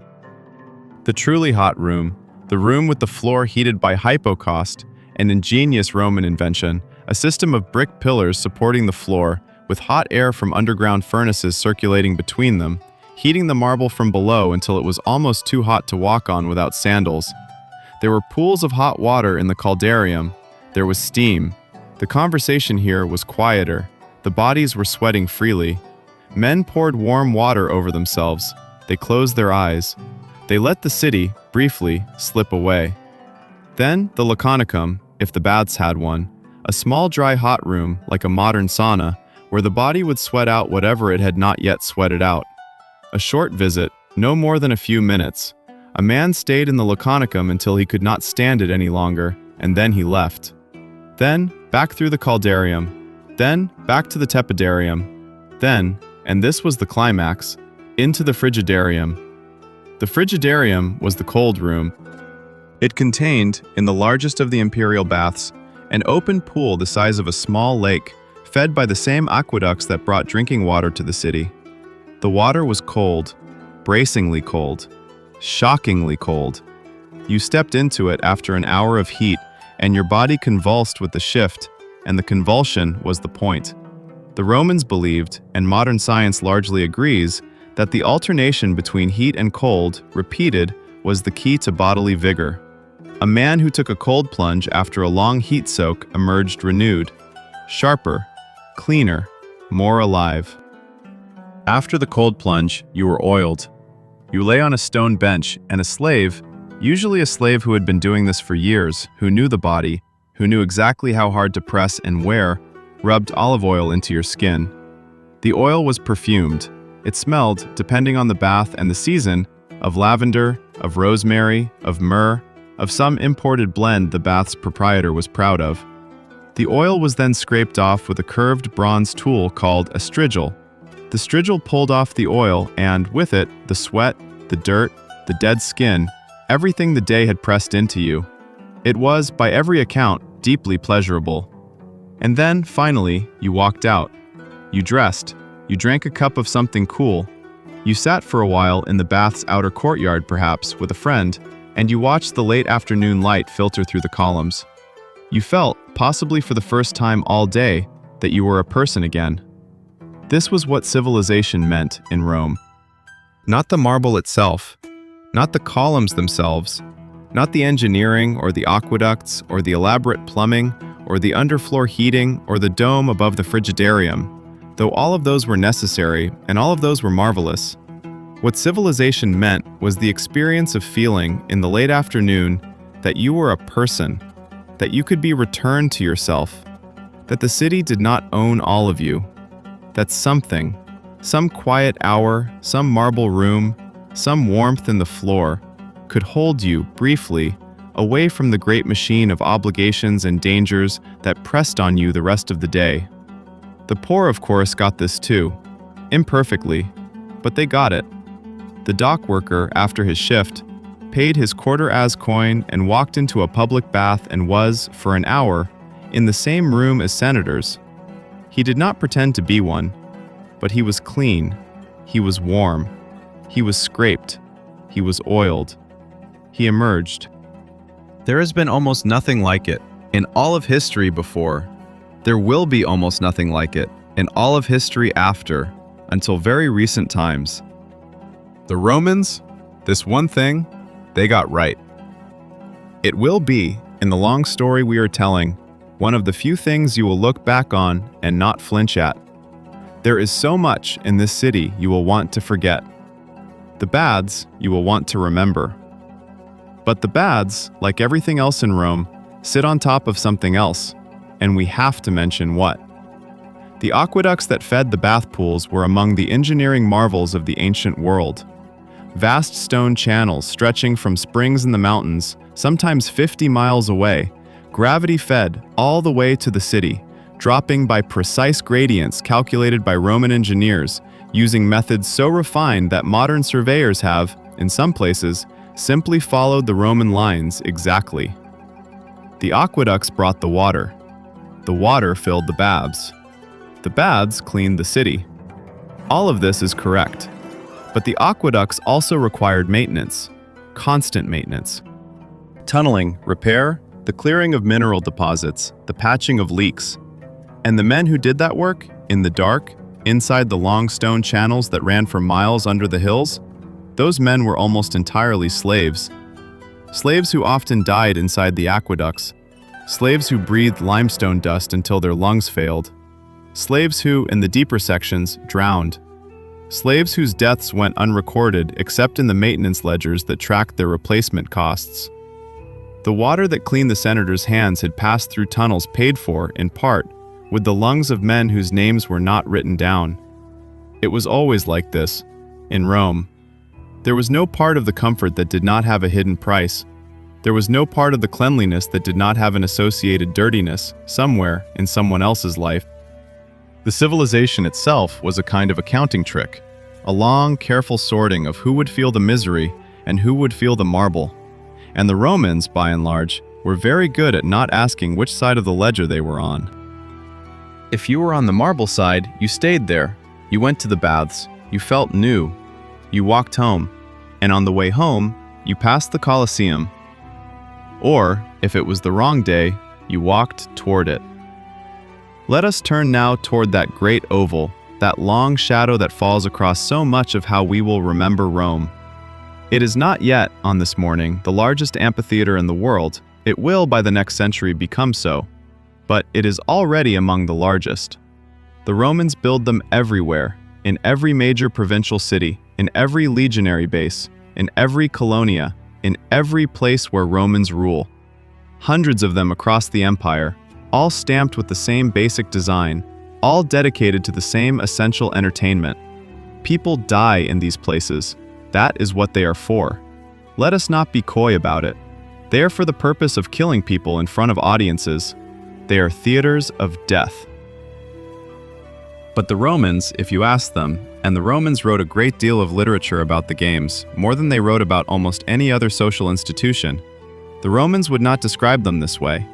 They would describe the games as ritual, as tradition, as civic religion, as a way of maintaining the city's relationship with its dead, with its martial heritage, with the gods of war. They would describe them as entertainment, yes, but entertainment of a sacred and necessary kind, like a religious festival, like a public liturgy. They would also describe them as just. The men who died in the arena were, in their view, men who deserved to die, convicted criminals, prisoners of war, enemies of the state, sometimes slaves who had committed serious offenses, sometimes free men who had volunteered for money, for fame, for glory. There were rules, there were categories, there were licensed schools and licensed trainers and licensed referees. The whole system was administered with the same bureaucratic seriousness that the Romans applied to road building and aqueduct maintenance. Killing, in Rome, had paperwork. This is perhaps the most disturbing thing about it. Not that they killed. People have killed everywhere, in every culture. The disturbing thing is the paperwork.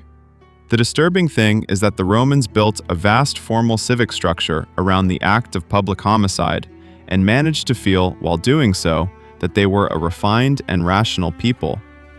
They went to the games with their children. They brought picnics. They cheered for their favorites. They placed bets. They wept when a favorite gladiator died. They held parties afterward in their homes to discuss what they had seen. A senator who had watched 20 men killed in an afternoon would go home, eat a delicate dinner, recline on a couch, and discuss philosophy with his guests. A poet who had spent the seventh hour watching prisoners torn apart by Numidian leopards would, that night, write a verse about the gentleness of love. A schoolboy who had been taken to his first execution at the age of 9 would, by the age of 30, be barely able to remember what had bothered him about it. The bothered feeling went away. The civilization had ways of removing it. This is one of the things Rome has to teach us, and one of the things it is most uncomfortable to learn. That a society can be, by every external measure, advanced, that it can build aqueducts and write epics and codify laws and pave roads and conduct philosophy at a level that will not be matched for 15 centuries, and can simultaneously, on the same days, in the same hours, casually butcher people for fun. And that the same human beings will do both. The same senator, the same poet, the same boy. The cruelty and the refinement are not even held in separate compartments of the mind. They are mixed. They are the same person. We do not get to look at the Romans from a great moral distance and shake our heads and feel superior. The point of looking at the Romans, the real point, is to see how completely a civilization can normalize anything, and to wonder, with a certain dread, what we ourselves have normalized. But for now, the games. The Colosseum is open today. It is not a major festival. It is what the Romans called a regular day. Regular days at the Colosseum were almost as common in the High Empire as days when it was closed. The schedule of public entertainment in Rome was so constant that it nearly resembled a perpetual fair. The morning had been, as it almost always was, the executions. The morning was when the lowest status condemned men were brought into the arena. These were not gladiators. These were not professionals. These were criminals, convicts, the condemned. Men sentenced to death by Roman courts and then assigned, as part of their punishment, to die in public for the entertainment of the crowd. There were two main ways this happened. There was crucifixion, sometimes performed in the arena, sometimes outside it, and there was damnatio ad bestias, condemnation to the beasts. The beasts varied. Lions, when the bestiaries could obtain lions, and they obtained them in such numbers that, over centuries, Rome essentially depleted the lion populations of North Africa. Leopards, bears, wild boars, wolves, bulls sometimes, crocodiles in the rare wet arena performances. The condemned were brought out, often naked or near naked, often unarmed, sometimes tied to stakes, sometimes pushed forward to die in whatever pattern of running and falling they could manage. The beasts had been kept hungry. The beasts had been kept caged. The beasts came out of their pens, looked around in the bright light, and did what was natural. The crowd in the morning was thinner than the crowd in the afternoon. The morning was considered a kind of preliminary. The serious fans, the people who really knew the games, came later. The morning was for the people who liked to watch the executions and did not need the more sophisticated entertainments of the gladiator combats. It was a connoisseurship of cruelty, with subcategories. There were people in this city whose specific entertainment of choice was the morning executions. They came specifically for that. They were known for it. There were neighbors who said of certain men that he is the kind of man who likes the morning at the games, and the phrase carried a meaning, a specific meaning. Other people in the household would, when those men entered a room, exchange small, uneasy looks. The Romans were aware that this taste, this particular taste, was the marker of a certain coldness in a man. They did not condemn it, they simply noticed it. It is around the middle of the day, the 6th hour, when the executions wind down. The bodies are dragged out. The sand of the arena is raked. Fresh sand is brought in to cover the worst stains.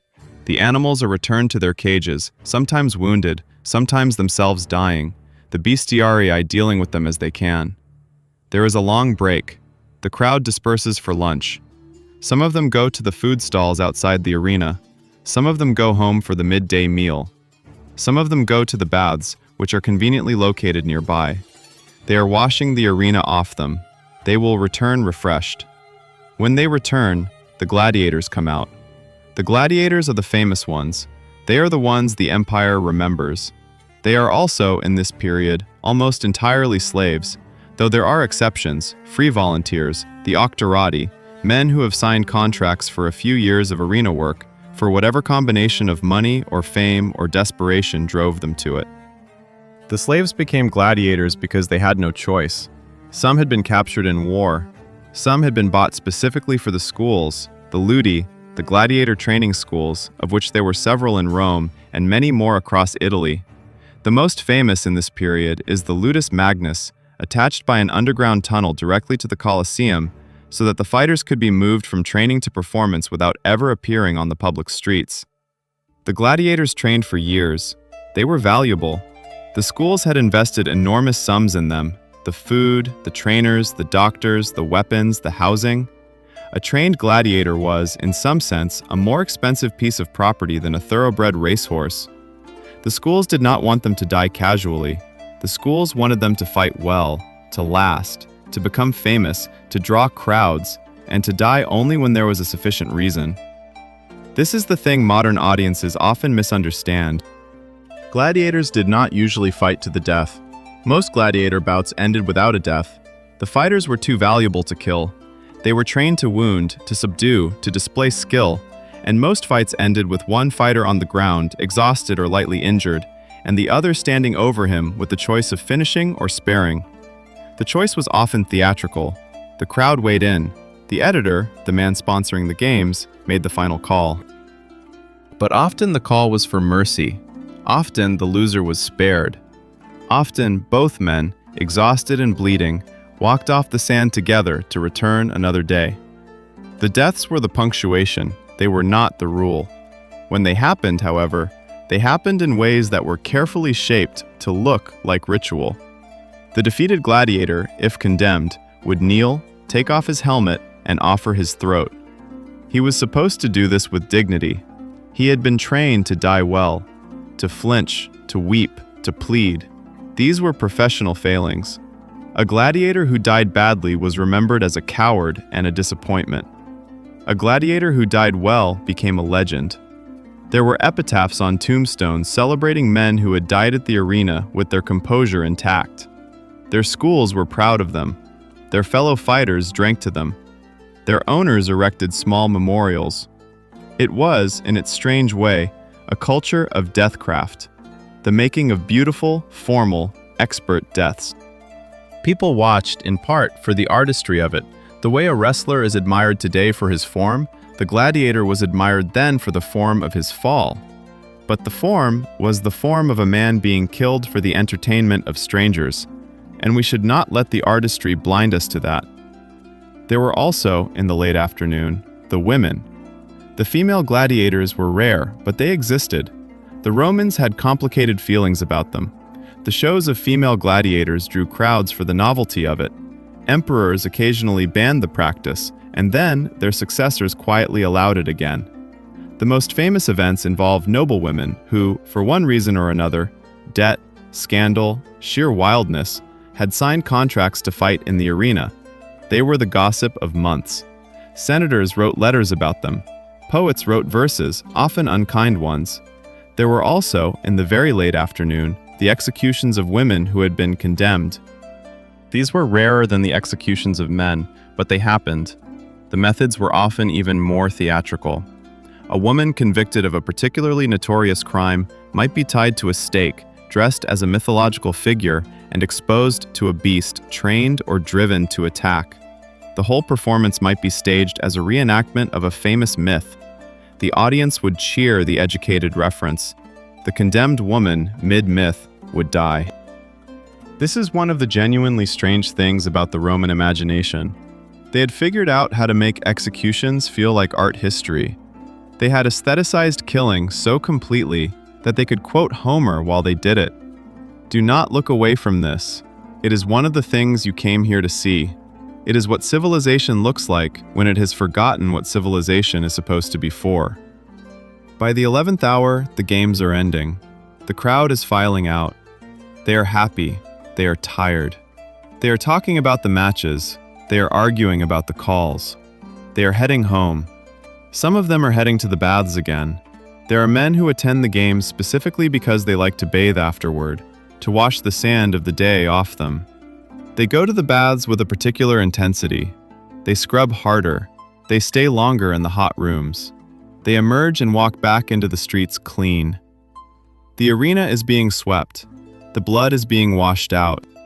The carts are coming to remove the bodies of the dead, both human and animal, and to take them to the appropriate disposal sites. Most of the human bodies are taken to the spoliarium, a small chamber beneath the arena where corpses were stripped of armor and weapons and prepared for burial. The truly distinguished gladiators, the famous ones, had professional burials paid for by their schools, by their fan clubs, by their owners.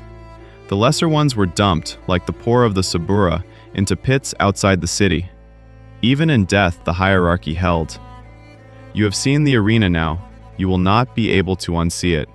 But there is still half a day left in this Rome of ours, and the half that remains may be, in some ways, the strangest of all. Because as the sun begins to slope toward the west, and as the streets begin to empty of their bath-going citizens, and as the bodies of the days executed are wheeled away through back gates that the public is not allowed to use, the great houses of the Palatine begin to fill again. It is time for dinner, and in Rome, dinner is not a meal. Dinner is a performance. The cena begins at the 9th hour. The cena is the main meal of the Roman day, and the main social event, and the main political event, and, in many households, the main artistic event as well. A Roman dinner of the upper class was not eaten in an hour. It lasted 3, 4, 5, sometimes 6 hours. It was, in the houses where the host had ambition, an entire, long, careful evening, structured like a symphony, with movements and themes and quiet sections and crescendos. We are going to walk into one. Let us follow the senator, the one we met this morning, the one whose foyer was full, the one who saw a man near the butcher's stall and felt the old animal turn over in his chest. We are going to follow him home. He has been at the Curia all afternoon.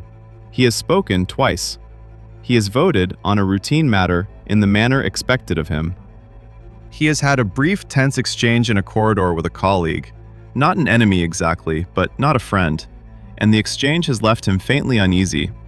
He has had 3 messages delivered to him by messengers throughout the day, all containing pieces of information he must hold quietly until he decides what to do with them. And he has, just before leaving the Curia, learned something. He has learned the name of the man near the butcher's stall this morning. The name is unfamiliar to him, which is troubling. He should have known the name. He is a senator. He is supposed to know who is walking in his quarter of the city, especially at that hour, especially carrying that kind of folded papyrus. The fact that the name was new to him means his sources are weak.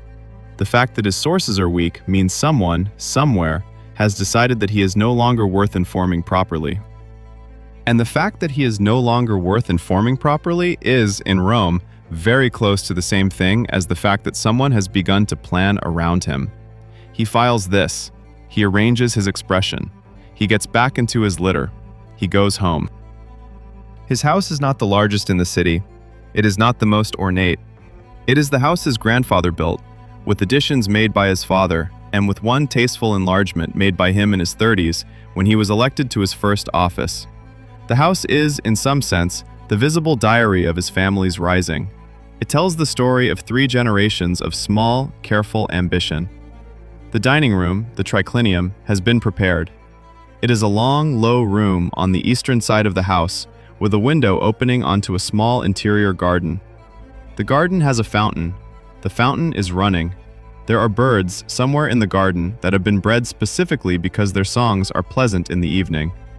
There are small olive trees in pots. There are lamps, oil lamps, already lit even though the sun is not yet down, because the lamps will burn all night and the slaves will refill them as needed. There are 3 couches arranged in a U-shape around a low central table. Each couch can seat 3 diners reclining on their left elbows, 9 guests in total, including the host. This is the classical Roman dinner. Triclinium means 3 couches. 9 guests was considered, by the philosophers and the etiquette writers, the ideal number, large enough for varied conversation, small enough for intimacy. The senator, of course, occupies one of the seats of honor on the central couch, but he is the host. The places of honor for guests are arranged around him in a careful descending order.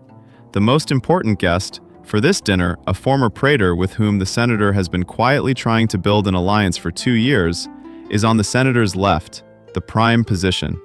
The second most important guest is just past him, the third on the senator's right, and so on around the U, with the lowest status guest on the opposite couch, in a position that signals, without being explicit, that he is here on sufferance. Everyone in the room understands the geometry. Everyone has glanced, on entering, at where they have been placed. Everyone has made the small internal calculation. Some are flattered, some are wounded. None will say so. The Roman dinner is, perhaps more than any other institution, the place where the city's social warfare is conducted by means of small gestures. Where you sit, how quickly you are offered wine, what kind of cup it is poured into, whether the host turns to you first or last or not at all during a particular course, whether the slave assigned to wash your feet at the start is the chief footman or a junior one, whether, when the entertainment begins, the host glances at you to gauge your reaction or whether he does not. Every Roman who has ever attended a dinner has, on the way home, replayed it all in his head. Every gesture, every glance, every silence. He will not sleep for hours sometimes, trying to decode the meaning of the smallest moments. Because the smallest moments mean everything. They are the city's true language. They are how Rome communicates with itself when the public business of the forum is done. The meal begins. The slaves come in first with water. Each diner extends his hands. The water is poured over them into small bronze basins. The water is warmed and scented. A clean linen cloth is offered. The hands are dried. This happens at the beginning of every meal. It happens in the long meals, between courses as well. A Roman dinner is, among other things, a long sequence of hand washings. Then the gustatio, the appetizers, small dishes designed to open the appetite without filling the stomach. Olives, of course, some kind of small egg dish, quail eggs perhaps today, served on a thin bed of cucumber and dressed with the rare imported fish sauce that the senator brings out only when he is trying to impress. Cheese, lightly grilled. Small skewers of mushrooms cooked in honey. A particular type of small fish, served whole, that requires a specific Roman skill to eat without making a mess. The fish course is, in some sense, the first test of the dinner. Who can eat the small fish gracefully and who cannot? The wine is brought. Heavy red wine, mixed with water in a large bronze vessel called a crater. The mixing is important. Only barbarians drank wine undiluted. A civilized Roman watered his wine. The exact ratio of water to wine was a matter of considerable discussion, with different houses preferring different mixes, and with the slave in charge of the wine, the salarius, sometimes being asked by the host to mix according to a particular ratio that signaled either restraint or generosity, depending on the company. The first cups are poured. They are passed around. The host offers the first toast. He toasts the household lares, the gods of his family. The diners murmur in response. A small drop of wine is poured by each diner onto the floor, an offering. The slaves will mop this up later. The lares are, technically, drunk first. Then the conversation begins. It begins lightly. It is supposed to. To begin a Roman dinner with heavy conversation was considered the mark of a clumsy host.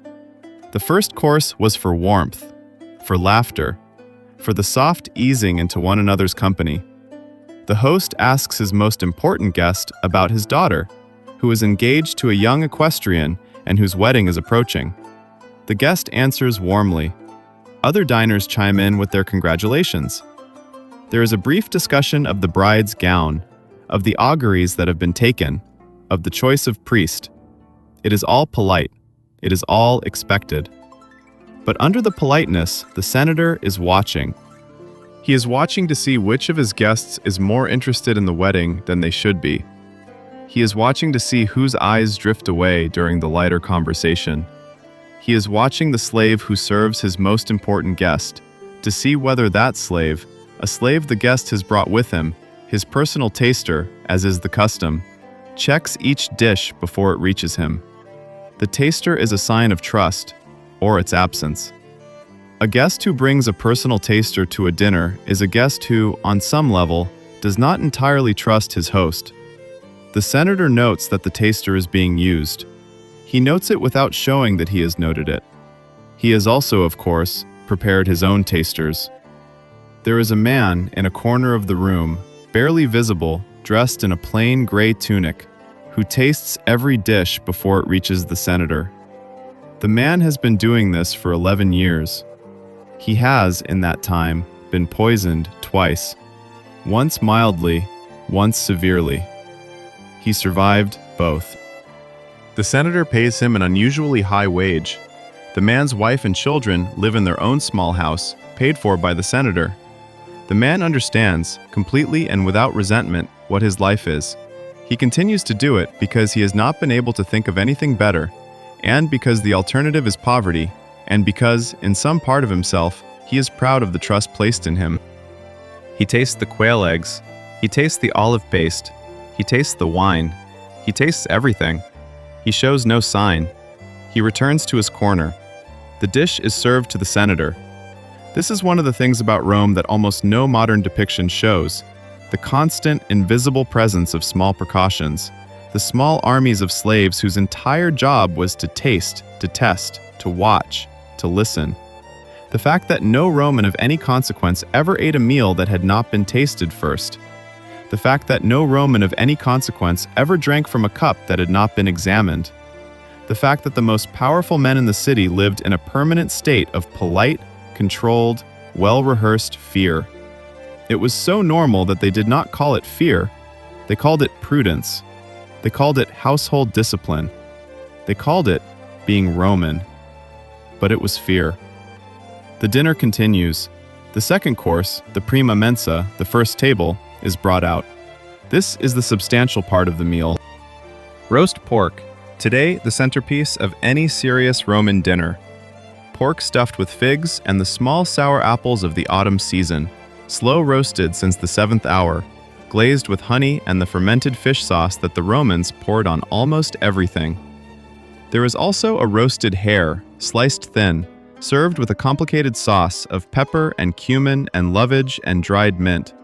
There are, in addition, 3 different vegetable preparations: leeks in cream, beets in a vinegar reduction, and a strange dish of small green herbs whose name the senator cannot now recall, which his cook has begun making recently and which the senator likes but has not yet asked about.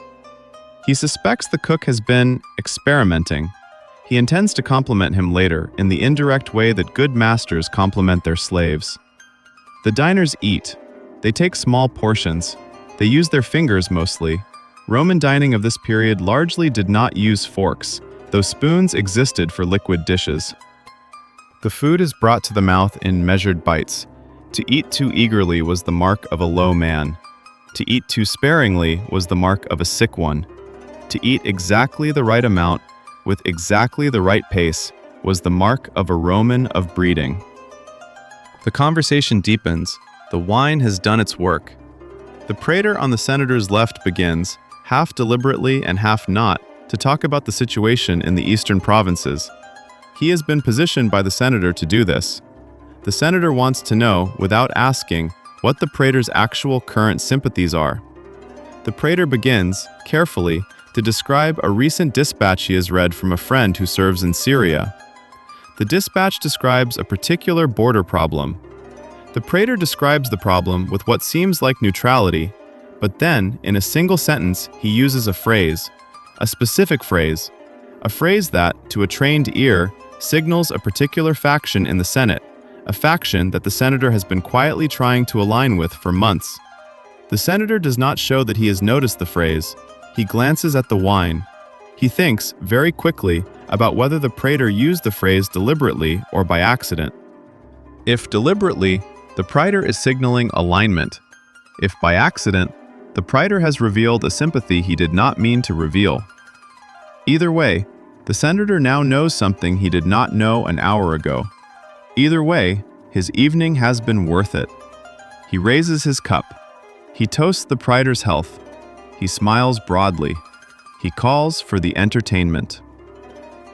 The entertainment, in this particular household, this particular evening, is a Greek lyre player accompanied by a young singer. They have been hired through an agent in the lower city, a freedman who manages a small troupe of musicians, all of them slaves trained from childhood, who circulate between the dinners of the senatorial class. The musicians are good. The senator has used them before. They will perform a particular cycle of songs that he has requested. The cycle begins with a light air, suitable for the dessert course, and progresses through more melancholy material as the night deepens. The dessert, the secunda mensa, the second table, is brought out. Fruits mostly, pears and syrup, figs both fresh and dried, sweet pastries made with honey and almonds. The diners pick at these languidly. They are full. They are warm. The wine has been strong. The conversation has gone exactly where the senator wanted it to go. He glances around the room. He counts, instinctively, the small markers of his success this evening. The praetor has revealed himself. The lesser guests have laughed at his jokes. The slaves have performed without error. The food has been excellent. No one has been visibly insulted. No one has been visibly drunk. The house has presented itself. In the privacy of his own mind, the senator allows himself one small moment of pleasure. It will not last. Behind him, his secretary appears in the doorway. The secretary is holding a small folded letter. The secretary is not supposed to interrupt a dinner. He never does. He is a Greek freedman, trained to a degree of discretion that would shame most Roman officials. The fact that the secretary is in the doorway means something. The senator excuses himself. He stands, slowly, with the apparently casual movement of a man going to relieve himself. He leaves the triclinium. He walks down a short corridor. He meets his secretary in the small antechamber of his private office. The secretary hands him the letter. The letter has been sealed with a wax seal that the senator does not recognize. The seal is unbroken.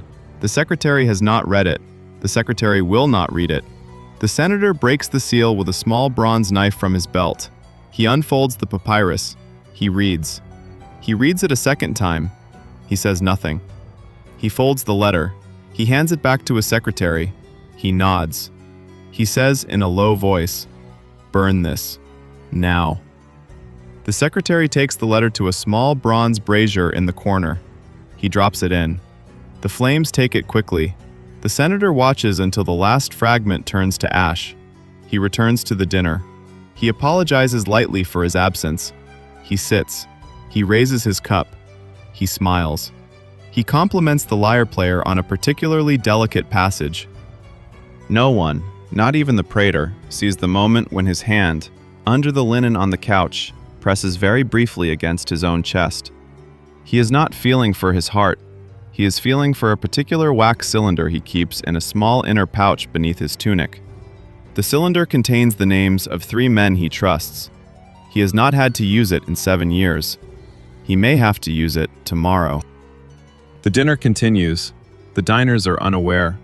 They will leave eventually, at the 2nd or 3rd hour of the night, full and warm and slightly tipsy, and feeling that the senator has been an excellent host. They will go home in their own litters. They will mention this dinner to their wives, to their tutors, to their secretaries. They will remember it for years. None of them will remember the small moment when the senator's hand pressed against his chest. None of them will remember that they were there, in the same room, on the night that one particular decision was made. But the decision was made. That is how Rome turns. Not in the Senate, not in the Forum, not in the open streets where the historians can write things down. Rome turns in dining rooms. Rome turns in the small moments between courses, in the glances exchanged over wine, in the letters delivered to side doors and burned in private braziers, in the wax cylinders pressed against the skin under the linen. If you had been a fly on the wall of 1,000 Roman dinners across 1,000 evenings, you would have seen the entire empire run in front of you, course by course, while the lyre played and the singer sang, and the household slaves swept up the crumbs.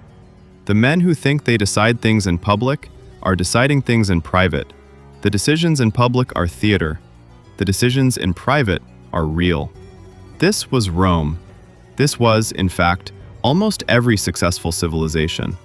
But Rome was the one that built the dining rooms grand enough that we, 2,000 years later, can still see what we are looking at. The night, when it comes faster than you would expect. The Roman night begins at the 11th hour, or thereabouts, the moment when the sun finally touches the western hills and the long shadows reach across the Forum and across the Tiber and finally fade out altogether. The official end of the day. The point after which, by tradition, the courts will not sit, and the Senate will not meet, and the markets will not officially trade. The honest day's work is done. The dishonest day's work, of course, is just beginning. There is no proper police force in Rome. There has not been for most of its history. There are the vigiles, the night watchmen, but they are firemen primarily, charged with watching for the constant threat of fires in the wooden upper stories of the insulae. They patrol the streets with torches and buckets. They are useful for fires. They are not useful for crimes. They will, if they see a man being murdered in an alley, generally keep walking. That is not their job. That is the job of someone else, and the someone else, in Rome, mostly does not exist. There are, in the imperial period, the urban cohorts, a more serious force, more like soldiers than firemen, sometimes called out to break up riots or escort important men through dangerous parts of the city. But the urban cohorts are not patrolling every street. They are not preventing crime. They are responding to it, after the fact, sometimes.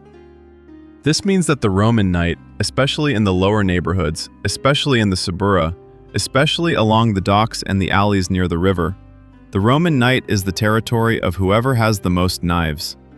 If you are wealthy, you do not go out at night. If you have to go out at night, you go in a litter, with bearers, with torches, with armed slaves walking beside you. You make sure to take a route that stays near the lit thoroughfares, the great main roads, where there is at least some traffic, even at the worst hours. You do not turn into alleys. You do not stop. You do not get out of the litter for anything except absolute necessity. If you are poor, the rules are different. You go out at night because you have to. Your work requires it. Your business requires it. Your appetites require it. You do not have a litter. You do not have armed slaves. You have, perhaps, a small knife of your own, tucked into your belt. You walk fast. You walk with your back near the walls. You do not make eye contact with the men in the doorways. You do not stop to talk. You know which streets to avoid. You know which streets are owned. You know that the small group of men loitering at a particular corner are not loitering, they are working, and you give them as much room as you can. You also know that, in Rome, at night, there are entire economies that do not exist in the daylight. There are the prostitutes. There are thousands of them. The Romans, in their typical bureaucratic way, had categorized them carefully. There were the elite courtesans, the famous ones, named in poems, sometimes wealthy enough to own property, who entertained senators in their own well-appointed apartments. There were the middle-rank ones, who worked in the better brothels near the larger markets. And there were the cheap ones, the ones called she-wolves, who worked the alleys near the Circus Maximus and the lower streets near the river, often charging less for an act than a Roman would pay for a loaf of bread. Most of them were slaves. Many of them were children when they began. The Romans were not sentimental about this. The brothels operated openly. They were licensed. They were taxed. The taxes were a meaningful part of the city's revenue. The state, in this sense, was a partner in the industry. There were the gambling dens. Officially, most forms of gambling were illegal in Rome, though dice games were tolerated during the festival of the Saturnalia, and certain forms of betting on the chariot races were openly accepted. But the illegality was theoretical. Gambling dens operated all over the city, in back rooms of taverns, in the basements of insulae, in private houses where wealthy men gathered to lose money to each other discreetly. The state turned its head. The state took bribes from the operators. The state, on rare occasions, when the gambling became too visible or too damaging to too many important families, conducted a crackdown, and then the crackdown ended, and everything resumed. There were the assassins. Yes, there were assassins. The Romans did not call them that exactly. They had a variety of words for the men who did this work. None of them as direct as the modern term. But the work itself was a recognized profession. Men who could be hired through intermediaries to remove problems. They worked at night. They came in through unlocked side doors. They left through windows. They charged differently depending on the rank of the target. A senator was, of course, expensive. A senator was also more dangerous to kill, because the political fallout could be enormous, and a botched job could ruin everyone involved. The careful assassins refused senatorial work entirely. They specialized in lesser targets: equestrians, merchants, freedmen, the occasional rival mistress. There were the thieves. There were the receivers of stolen goods. There were the forgers of seals. There were the makers of false documents. There were the bribers of low-level officials. There were the procurers of children for the wealthier brothels. There were the runners of underground religious cults that the official priests did not approve of. There were the dealers in stolen religious artifacts, small bronzes pried out of temples by drunken legionaries on leave and sold to discreet collectors. There were the smugglers of forbidden books, of which there were many. The writings of certain Greek philosophers had been periodically banned by various emperors, and the banned books were always more popular than the official ones. All of this happened in the Roman night. All of this had been happening for centuries by the morning we have been following. All of it would continue, in some form, until the very last lamp went out in this city, and it would continue, in altered form, in every great city that came after. Rome was the first city in human history to invent, on this scale, the modern urban underworld, the shadow economy, the criminal society that lived next to and beneath the official society, that the official society needed but pretended not to see. The system of vice and crime and quiet violence that flowed underneath the marble. Every city since has had it. Rome built the blueprint. In one of the apartments, on the third floor of an insula on the lower slope of the Quirinal, a man is dying. He is not famous. He is a freed man. He used to be a slave in the household of an important family, and he had been freed 20 years ago in his master's will. He had worked since then as a scribe in a small office near the Forum. He had married, had 2 children, raised them as free Romans, taught them to read. Tonight, he has a fever. The fever started yesterday morning. By this evening, he cannot stand. His wife is sitting beside him. His older daughter is in the corner of the room, lighting a small oil lamp at the household altar. His younger son is asleep against the wall, exhausted from a long day of watching his father grow worse. There is no doctor. There would be no point in summoning one. The doctors of Rome in this period are largely useless against fevers. The wife knows this. She has watched fevers take 3 of her own siblings, 2 cousins, and her own mother. She knows what the night looks like when it begins to take a person. She knows what to listen for in the breathing. She is holding his hand. She is not saying anything. He is not saying anything either. They have been married for 19 years. They do not need to say anything. He dies, very quietly, somewhere in the third hour of the night. She does not weep immediately. She waits a long time, sitting beside him, holding the hand that is starting to go cold. She listens to the city outside the window. She listens to the wagons that are beginning, again, to come in for the night deliveries. She listens to the very faint sound of singing from a tavern 2 streets over. She listens to her own breathing. She begins then to make the arrangements.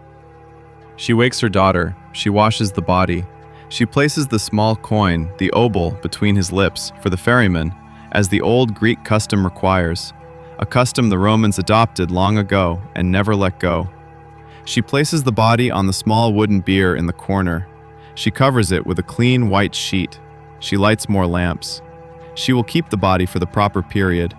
There will be a funeral, modest but respectful. The neighbors will come. The little professional mourner women who serve this district will come for a small fee. There will be a procession to the burial place outside the walls, where a small plot has been arranged through a freedmen's burial society, the kind of mutual association that ordinary Romans formed to help each other afford the dignity of a proper grave. His name will be on a small stone. The stone will stand for perhaps 2 centuries before it falls and is reused as construction material in the foundation of a later building. 2,000 years from now, no one will know his name. But tonight, his wife knows. And his wife is one of the small invisible bearers, one of the small invisible mourners who, all over this city, on every single night, are holding hands that have just gone cold. There are dozens of them tonight. There will be dozens more tomorrow. They are not in any history book. They are not on any marble inscription. They are simply the people who do the work, the impossibly heavy work of being present at the moment someone they loved stops breathing. This is the thing about Rome we have to keep coming back to. The thing about every civilization, that the things which actually matter most, the births, the deaths, the small quiet love at the bedside of a dying man, happen below the level of the historical record. They happen in rooms that nobody writes down.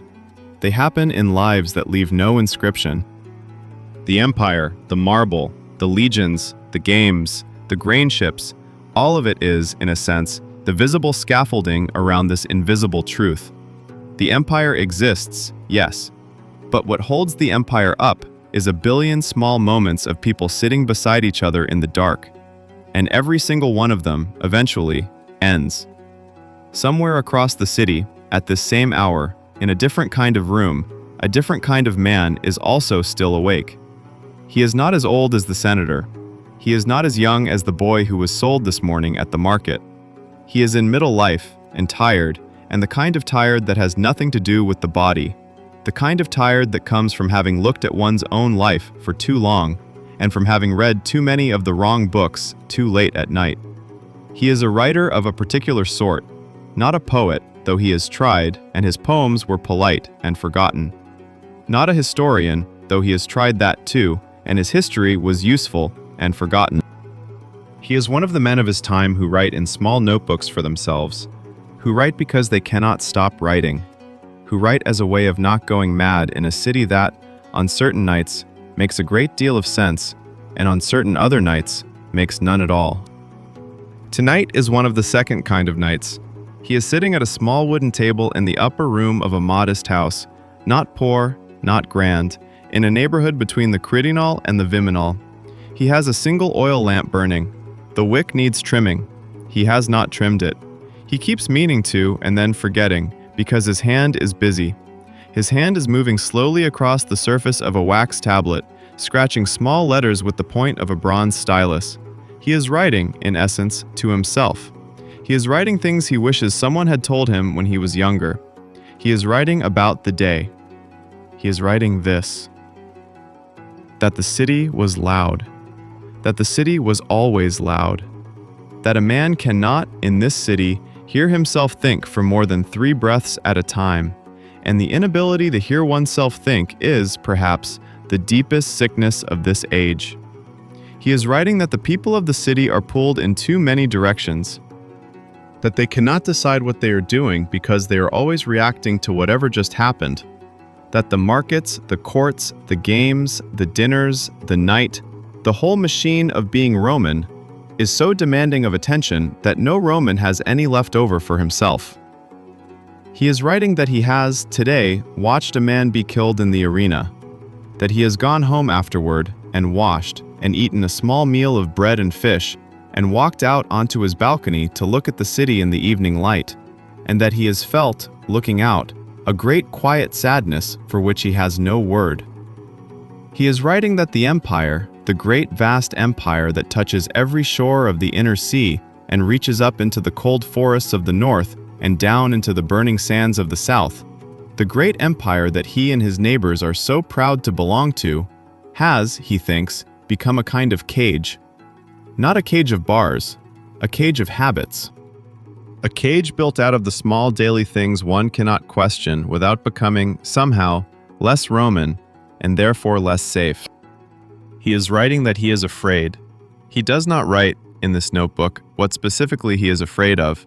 He is too disciplined for that. He is writing for himself, but also, and he knows this, for whoever may find this notebook after he is dead. The notebook will be read, probably by his son, probably by his son's children, probably, if he is lucky, by some stranger many years later who will pick it up out of curiosity and read 3 lines and put it down. The notebook is, in some sense, his thin chance at being remembered. So he is careful. He keeps the fear general. He keeps the criticism vague. He gestures, but he does not name. He is, in essence, doing what every honest writer has done in every authoritarian period in human history. He is leaving a trail, a faint trail, a trail of small private observations that, if read carefully enough, might one day let a stranger feel what it was like to be a thinking person in a city that did not, on most days, reward thinking. His name does not matter for our story. He may be a real historical figure. He may be a composite of dozens. He may be entirely imagined as a way of representing what we know was happening in 1,000 upper rooms, on 1,000 nights, in cities that exist now only as foundation stones under modern buildings. He is, in any case, the conscience of the day we have just walked through. He is the man who was there when none of the famous men were watching. He is the small voice that the marble does not preserve. Listen, for a moment, to what he writes. He writes that the senator he saw in his litter this morning, yes, he saw the same senator we saw, is a decent man by Roman standards, and that the decent men of Rome will, in the end, not be enough to save it. He writes that he has been thinking about this for years and has only recently been willing to write it down. He writes that he is not sure why he has, tonight, allowed himself to write it. He writes that the slaves who served his dinner are people. He writes this in a way that, if a Roman official were to find the notebook, would not be illegal, but would be considered strange. He writes that he has begun, in the last year, to learn the names of the slaves in his own household. There are 7 of them. He had not known their names before. He had known them by function: the cook, the kitchen boy, the water carrier, the girl, the other girl, the old man, the doorkeeper. He has, in the last year, asked each of them their name. He has learned them. He has begun to call them by their names. He writes that this small, private act has changed something in him that he cannot describe. He writes that he does not know what to do with the change. He writes that his wife thinks he has been behaving oddly. He writes that perhaps he has. He writes that the city, when he looks at it from his balcony at this hour, looks like a great body asleep. He writes that he can imagine very clearly what the city will look like when it is dead. He writes that this thought used to terrify him, and that, recently, it has begun to comfort him. He is not sure what to make of this either. He sets the stylus down. He looks at the lamp. He thinks for a long time. Then he picks up the stylus again, and he writes the line that this whole long day has been waiting for him to write. He writes that everything we have built will, in the end, be nothing more than a memory in a stranger's mouth, and that the strangers are not yet born. He closes the tablet. He blows out the lamp. He sits in the dark. He listens to the city. The city is, finally, beginning to quiet. Not silent, Rome is never silent, but quieter than it has been all day. The wagons, having delivered the night's loads, are leaving again, rumbling out through the gates to return tomorrow night with new loads. The taverns, the better ones, are closing. The taverns, the worse ones, have settled into the slower hum of their last few customers. The watchmen are walking the streets, calling the hours. The dogs are restless. The river runs.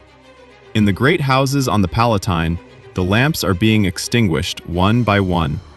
The senator we have followed all day is, by now, lying on his bed beside his wife. He is not asleep. He is staring at the painted ceiling above him, and he is thinking, very precisely, about three things: the man near the butcher's stall, the phrase the praetor used at dinner, the wax cylinder against his chest. He will not sleep until well past the 4th hour. In the lower city, in the small upper rooms of the insulae, the working people are mostly asleep. They have to be. They have to be up again at the 2nd hour to do it all over. Their lamps are out. Their rooms are dark. Their children are curled beside them, small warm shapes in the night. Their tools, their work clothes, their small belongings are laid out for the morning. In a particular alley, in the worst part of the Subura, 3 men are arguing in low voices. The argument is about a sum of money. It will end in about a quarter of an hour in violence. One of the men will die. The other 2 will dispose of the body in the river, near a particular spot they have used before. The body will be found in the morning by a fisherman. The fisherman will say nothing to any official. He will simply push the body further out into the current and watch it drift away. This is how the morning bodies appear in the river. This is how the morning we opened with came to be. The man we mentioned at the very beginning, the one floating face down at dawn, he was, 24 hours ago, alive somewhere in this city. He was making his small plans. He was holding a small idea of what tomorrow would look like. He was not different from any of us. He is, by now, 20 miles down the Tiber. The current has been kind. The river has taken him out toward the sea. He will not, after a certain point, even be found. He will become, like so many before him, water and silt and the bones at the bottom of a delta. His name was Quintus. We can give him a name now. It does not matter what it was, but he had one, and his mother used to call him by it.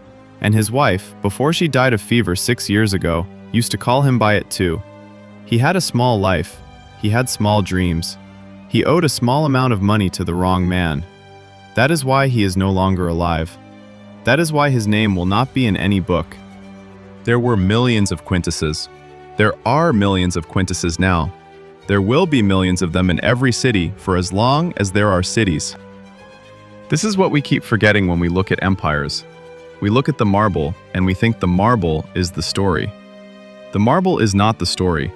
The marble is the only thing the story left behind. The story itself was in Quintus. The story itself was in the writer in the upper room. The story itself was in the wife sitting in the dark beside the cold hand. The story itself was in the boy turning the mill since before midnight. The story itself was in the girl who was sold to the woman who smelled of lavender. The story is in the lives. And the lives leave, almost always, nothing behind. The night deepens. The lamps are nearly all out now. Even the great public lights of the Forum, the few that the city kept burning all night, for emergencies, for the imperial messengers, have been turned low. The streets, finally, are nearly empty. Even the watchmen are tired. The city, briefly, allows itself to fail to be Rome. It is just a place. It is just a million bodies, asleep in stone. And then, very slowly, very faintly, in the eastern sky, behind the silhouettes of the 7 hills, there is a thin gray line. It begins again. The bakers, in their 300 shops, begin to stoke their banked fires. The slaves, in 10,000 households, begin to move. The wagons, far out on the roads beyond the gates, begin to roll the last of their loads toward the city. The roosters, in the rooftop coops, begin their first hesitant testing of the morning. A child somewhere begins to cry. A door opens. A bolt slides. The day begins. It is not the same day. The man in the river is not the man in the river. Today's body will be different. Today's mother will be different. Today's bread will be ground by a different child, although the child will look very much the same. Today's senator will be a different senator, although his litter will be carried by men of the same height. Today's prayers will be murmured in the same words to the same gods, although the people murmuring them will, one by one, eventually be gone.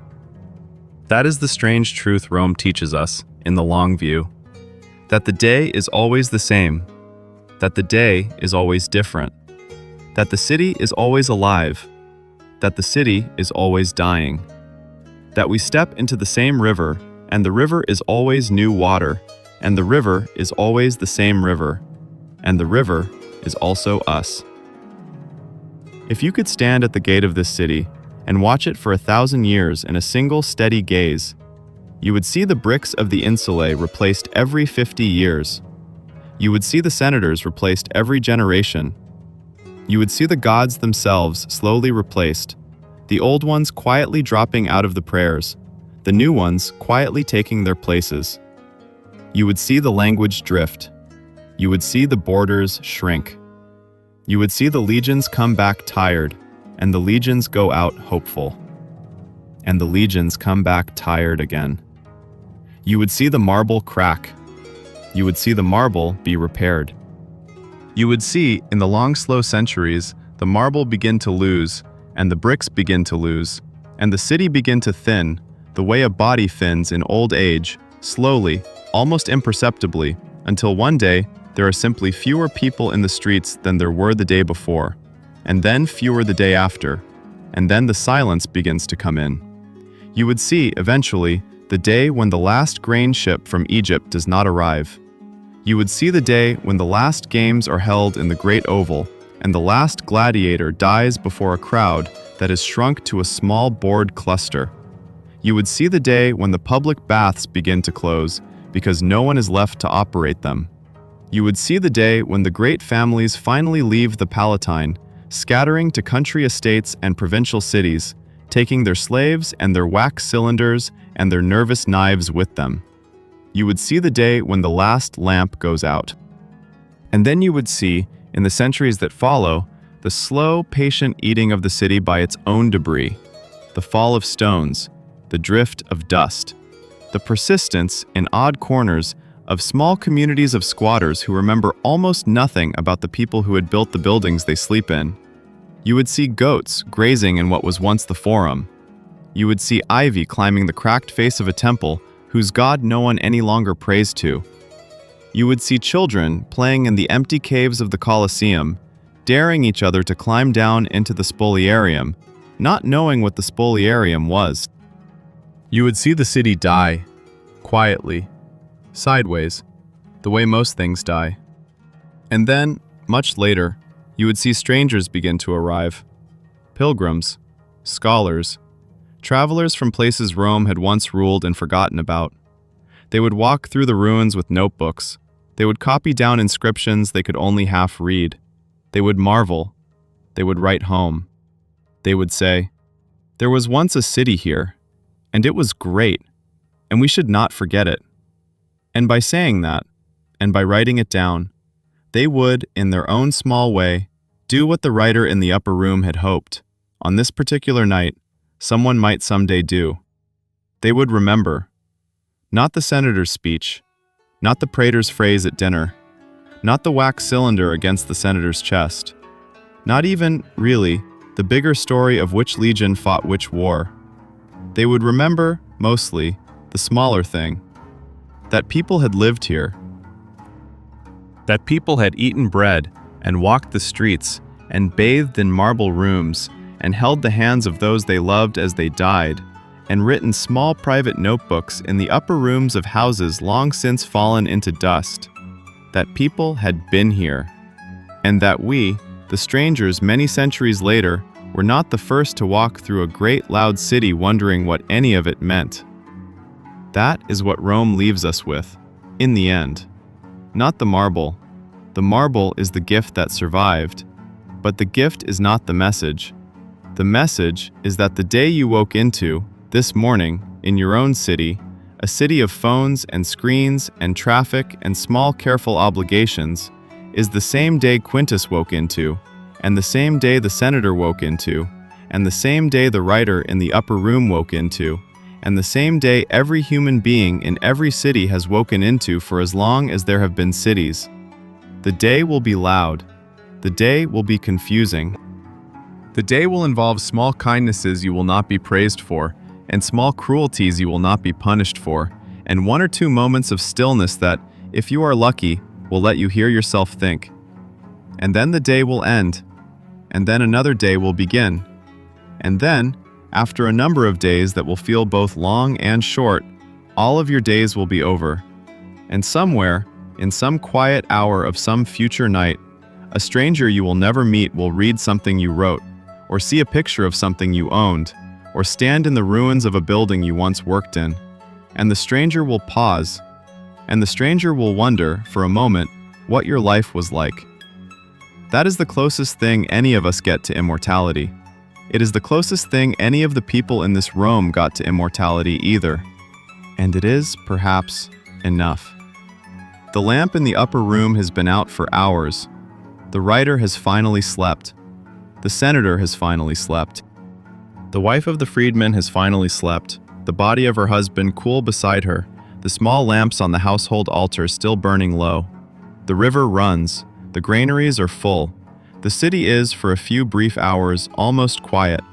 And outside the gates of Rome, on a hill that will, 2,000 years from now, still be visible, the wind moves through the long grass of the burial pits. The dead are countless. The dead have no names. The dead are simply held, by the soil, in the patient, unbroken silence that holds all of us in the end. The wind moves on, the sun rises, and this was one of history's last chapters.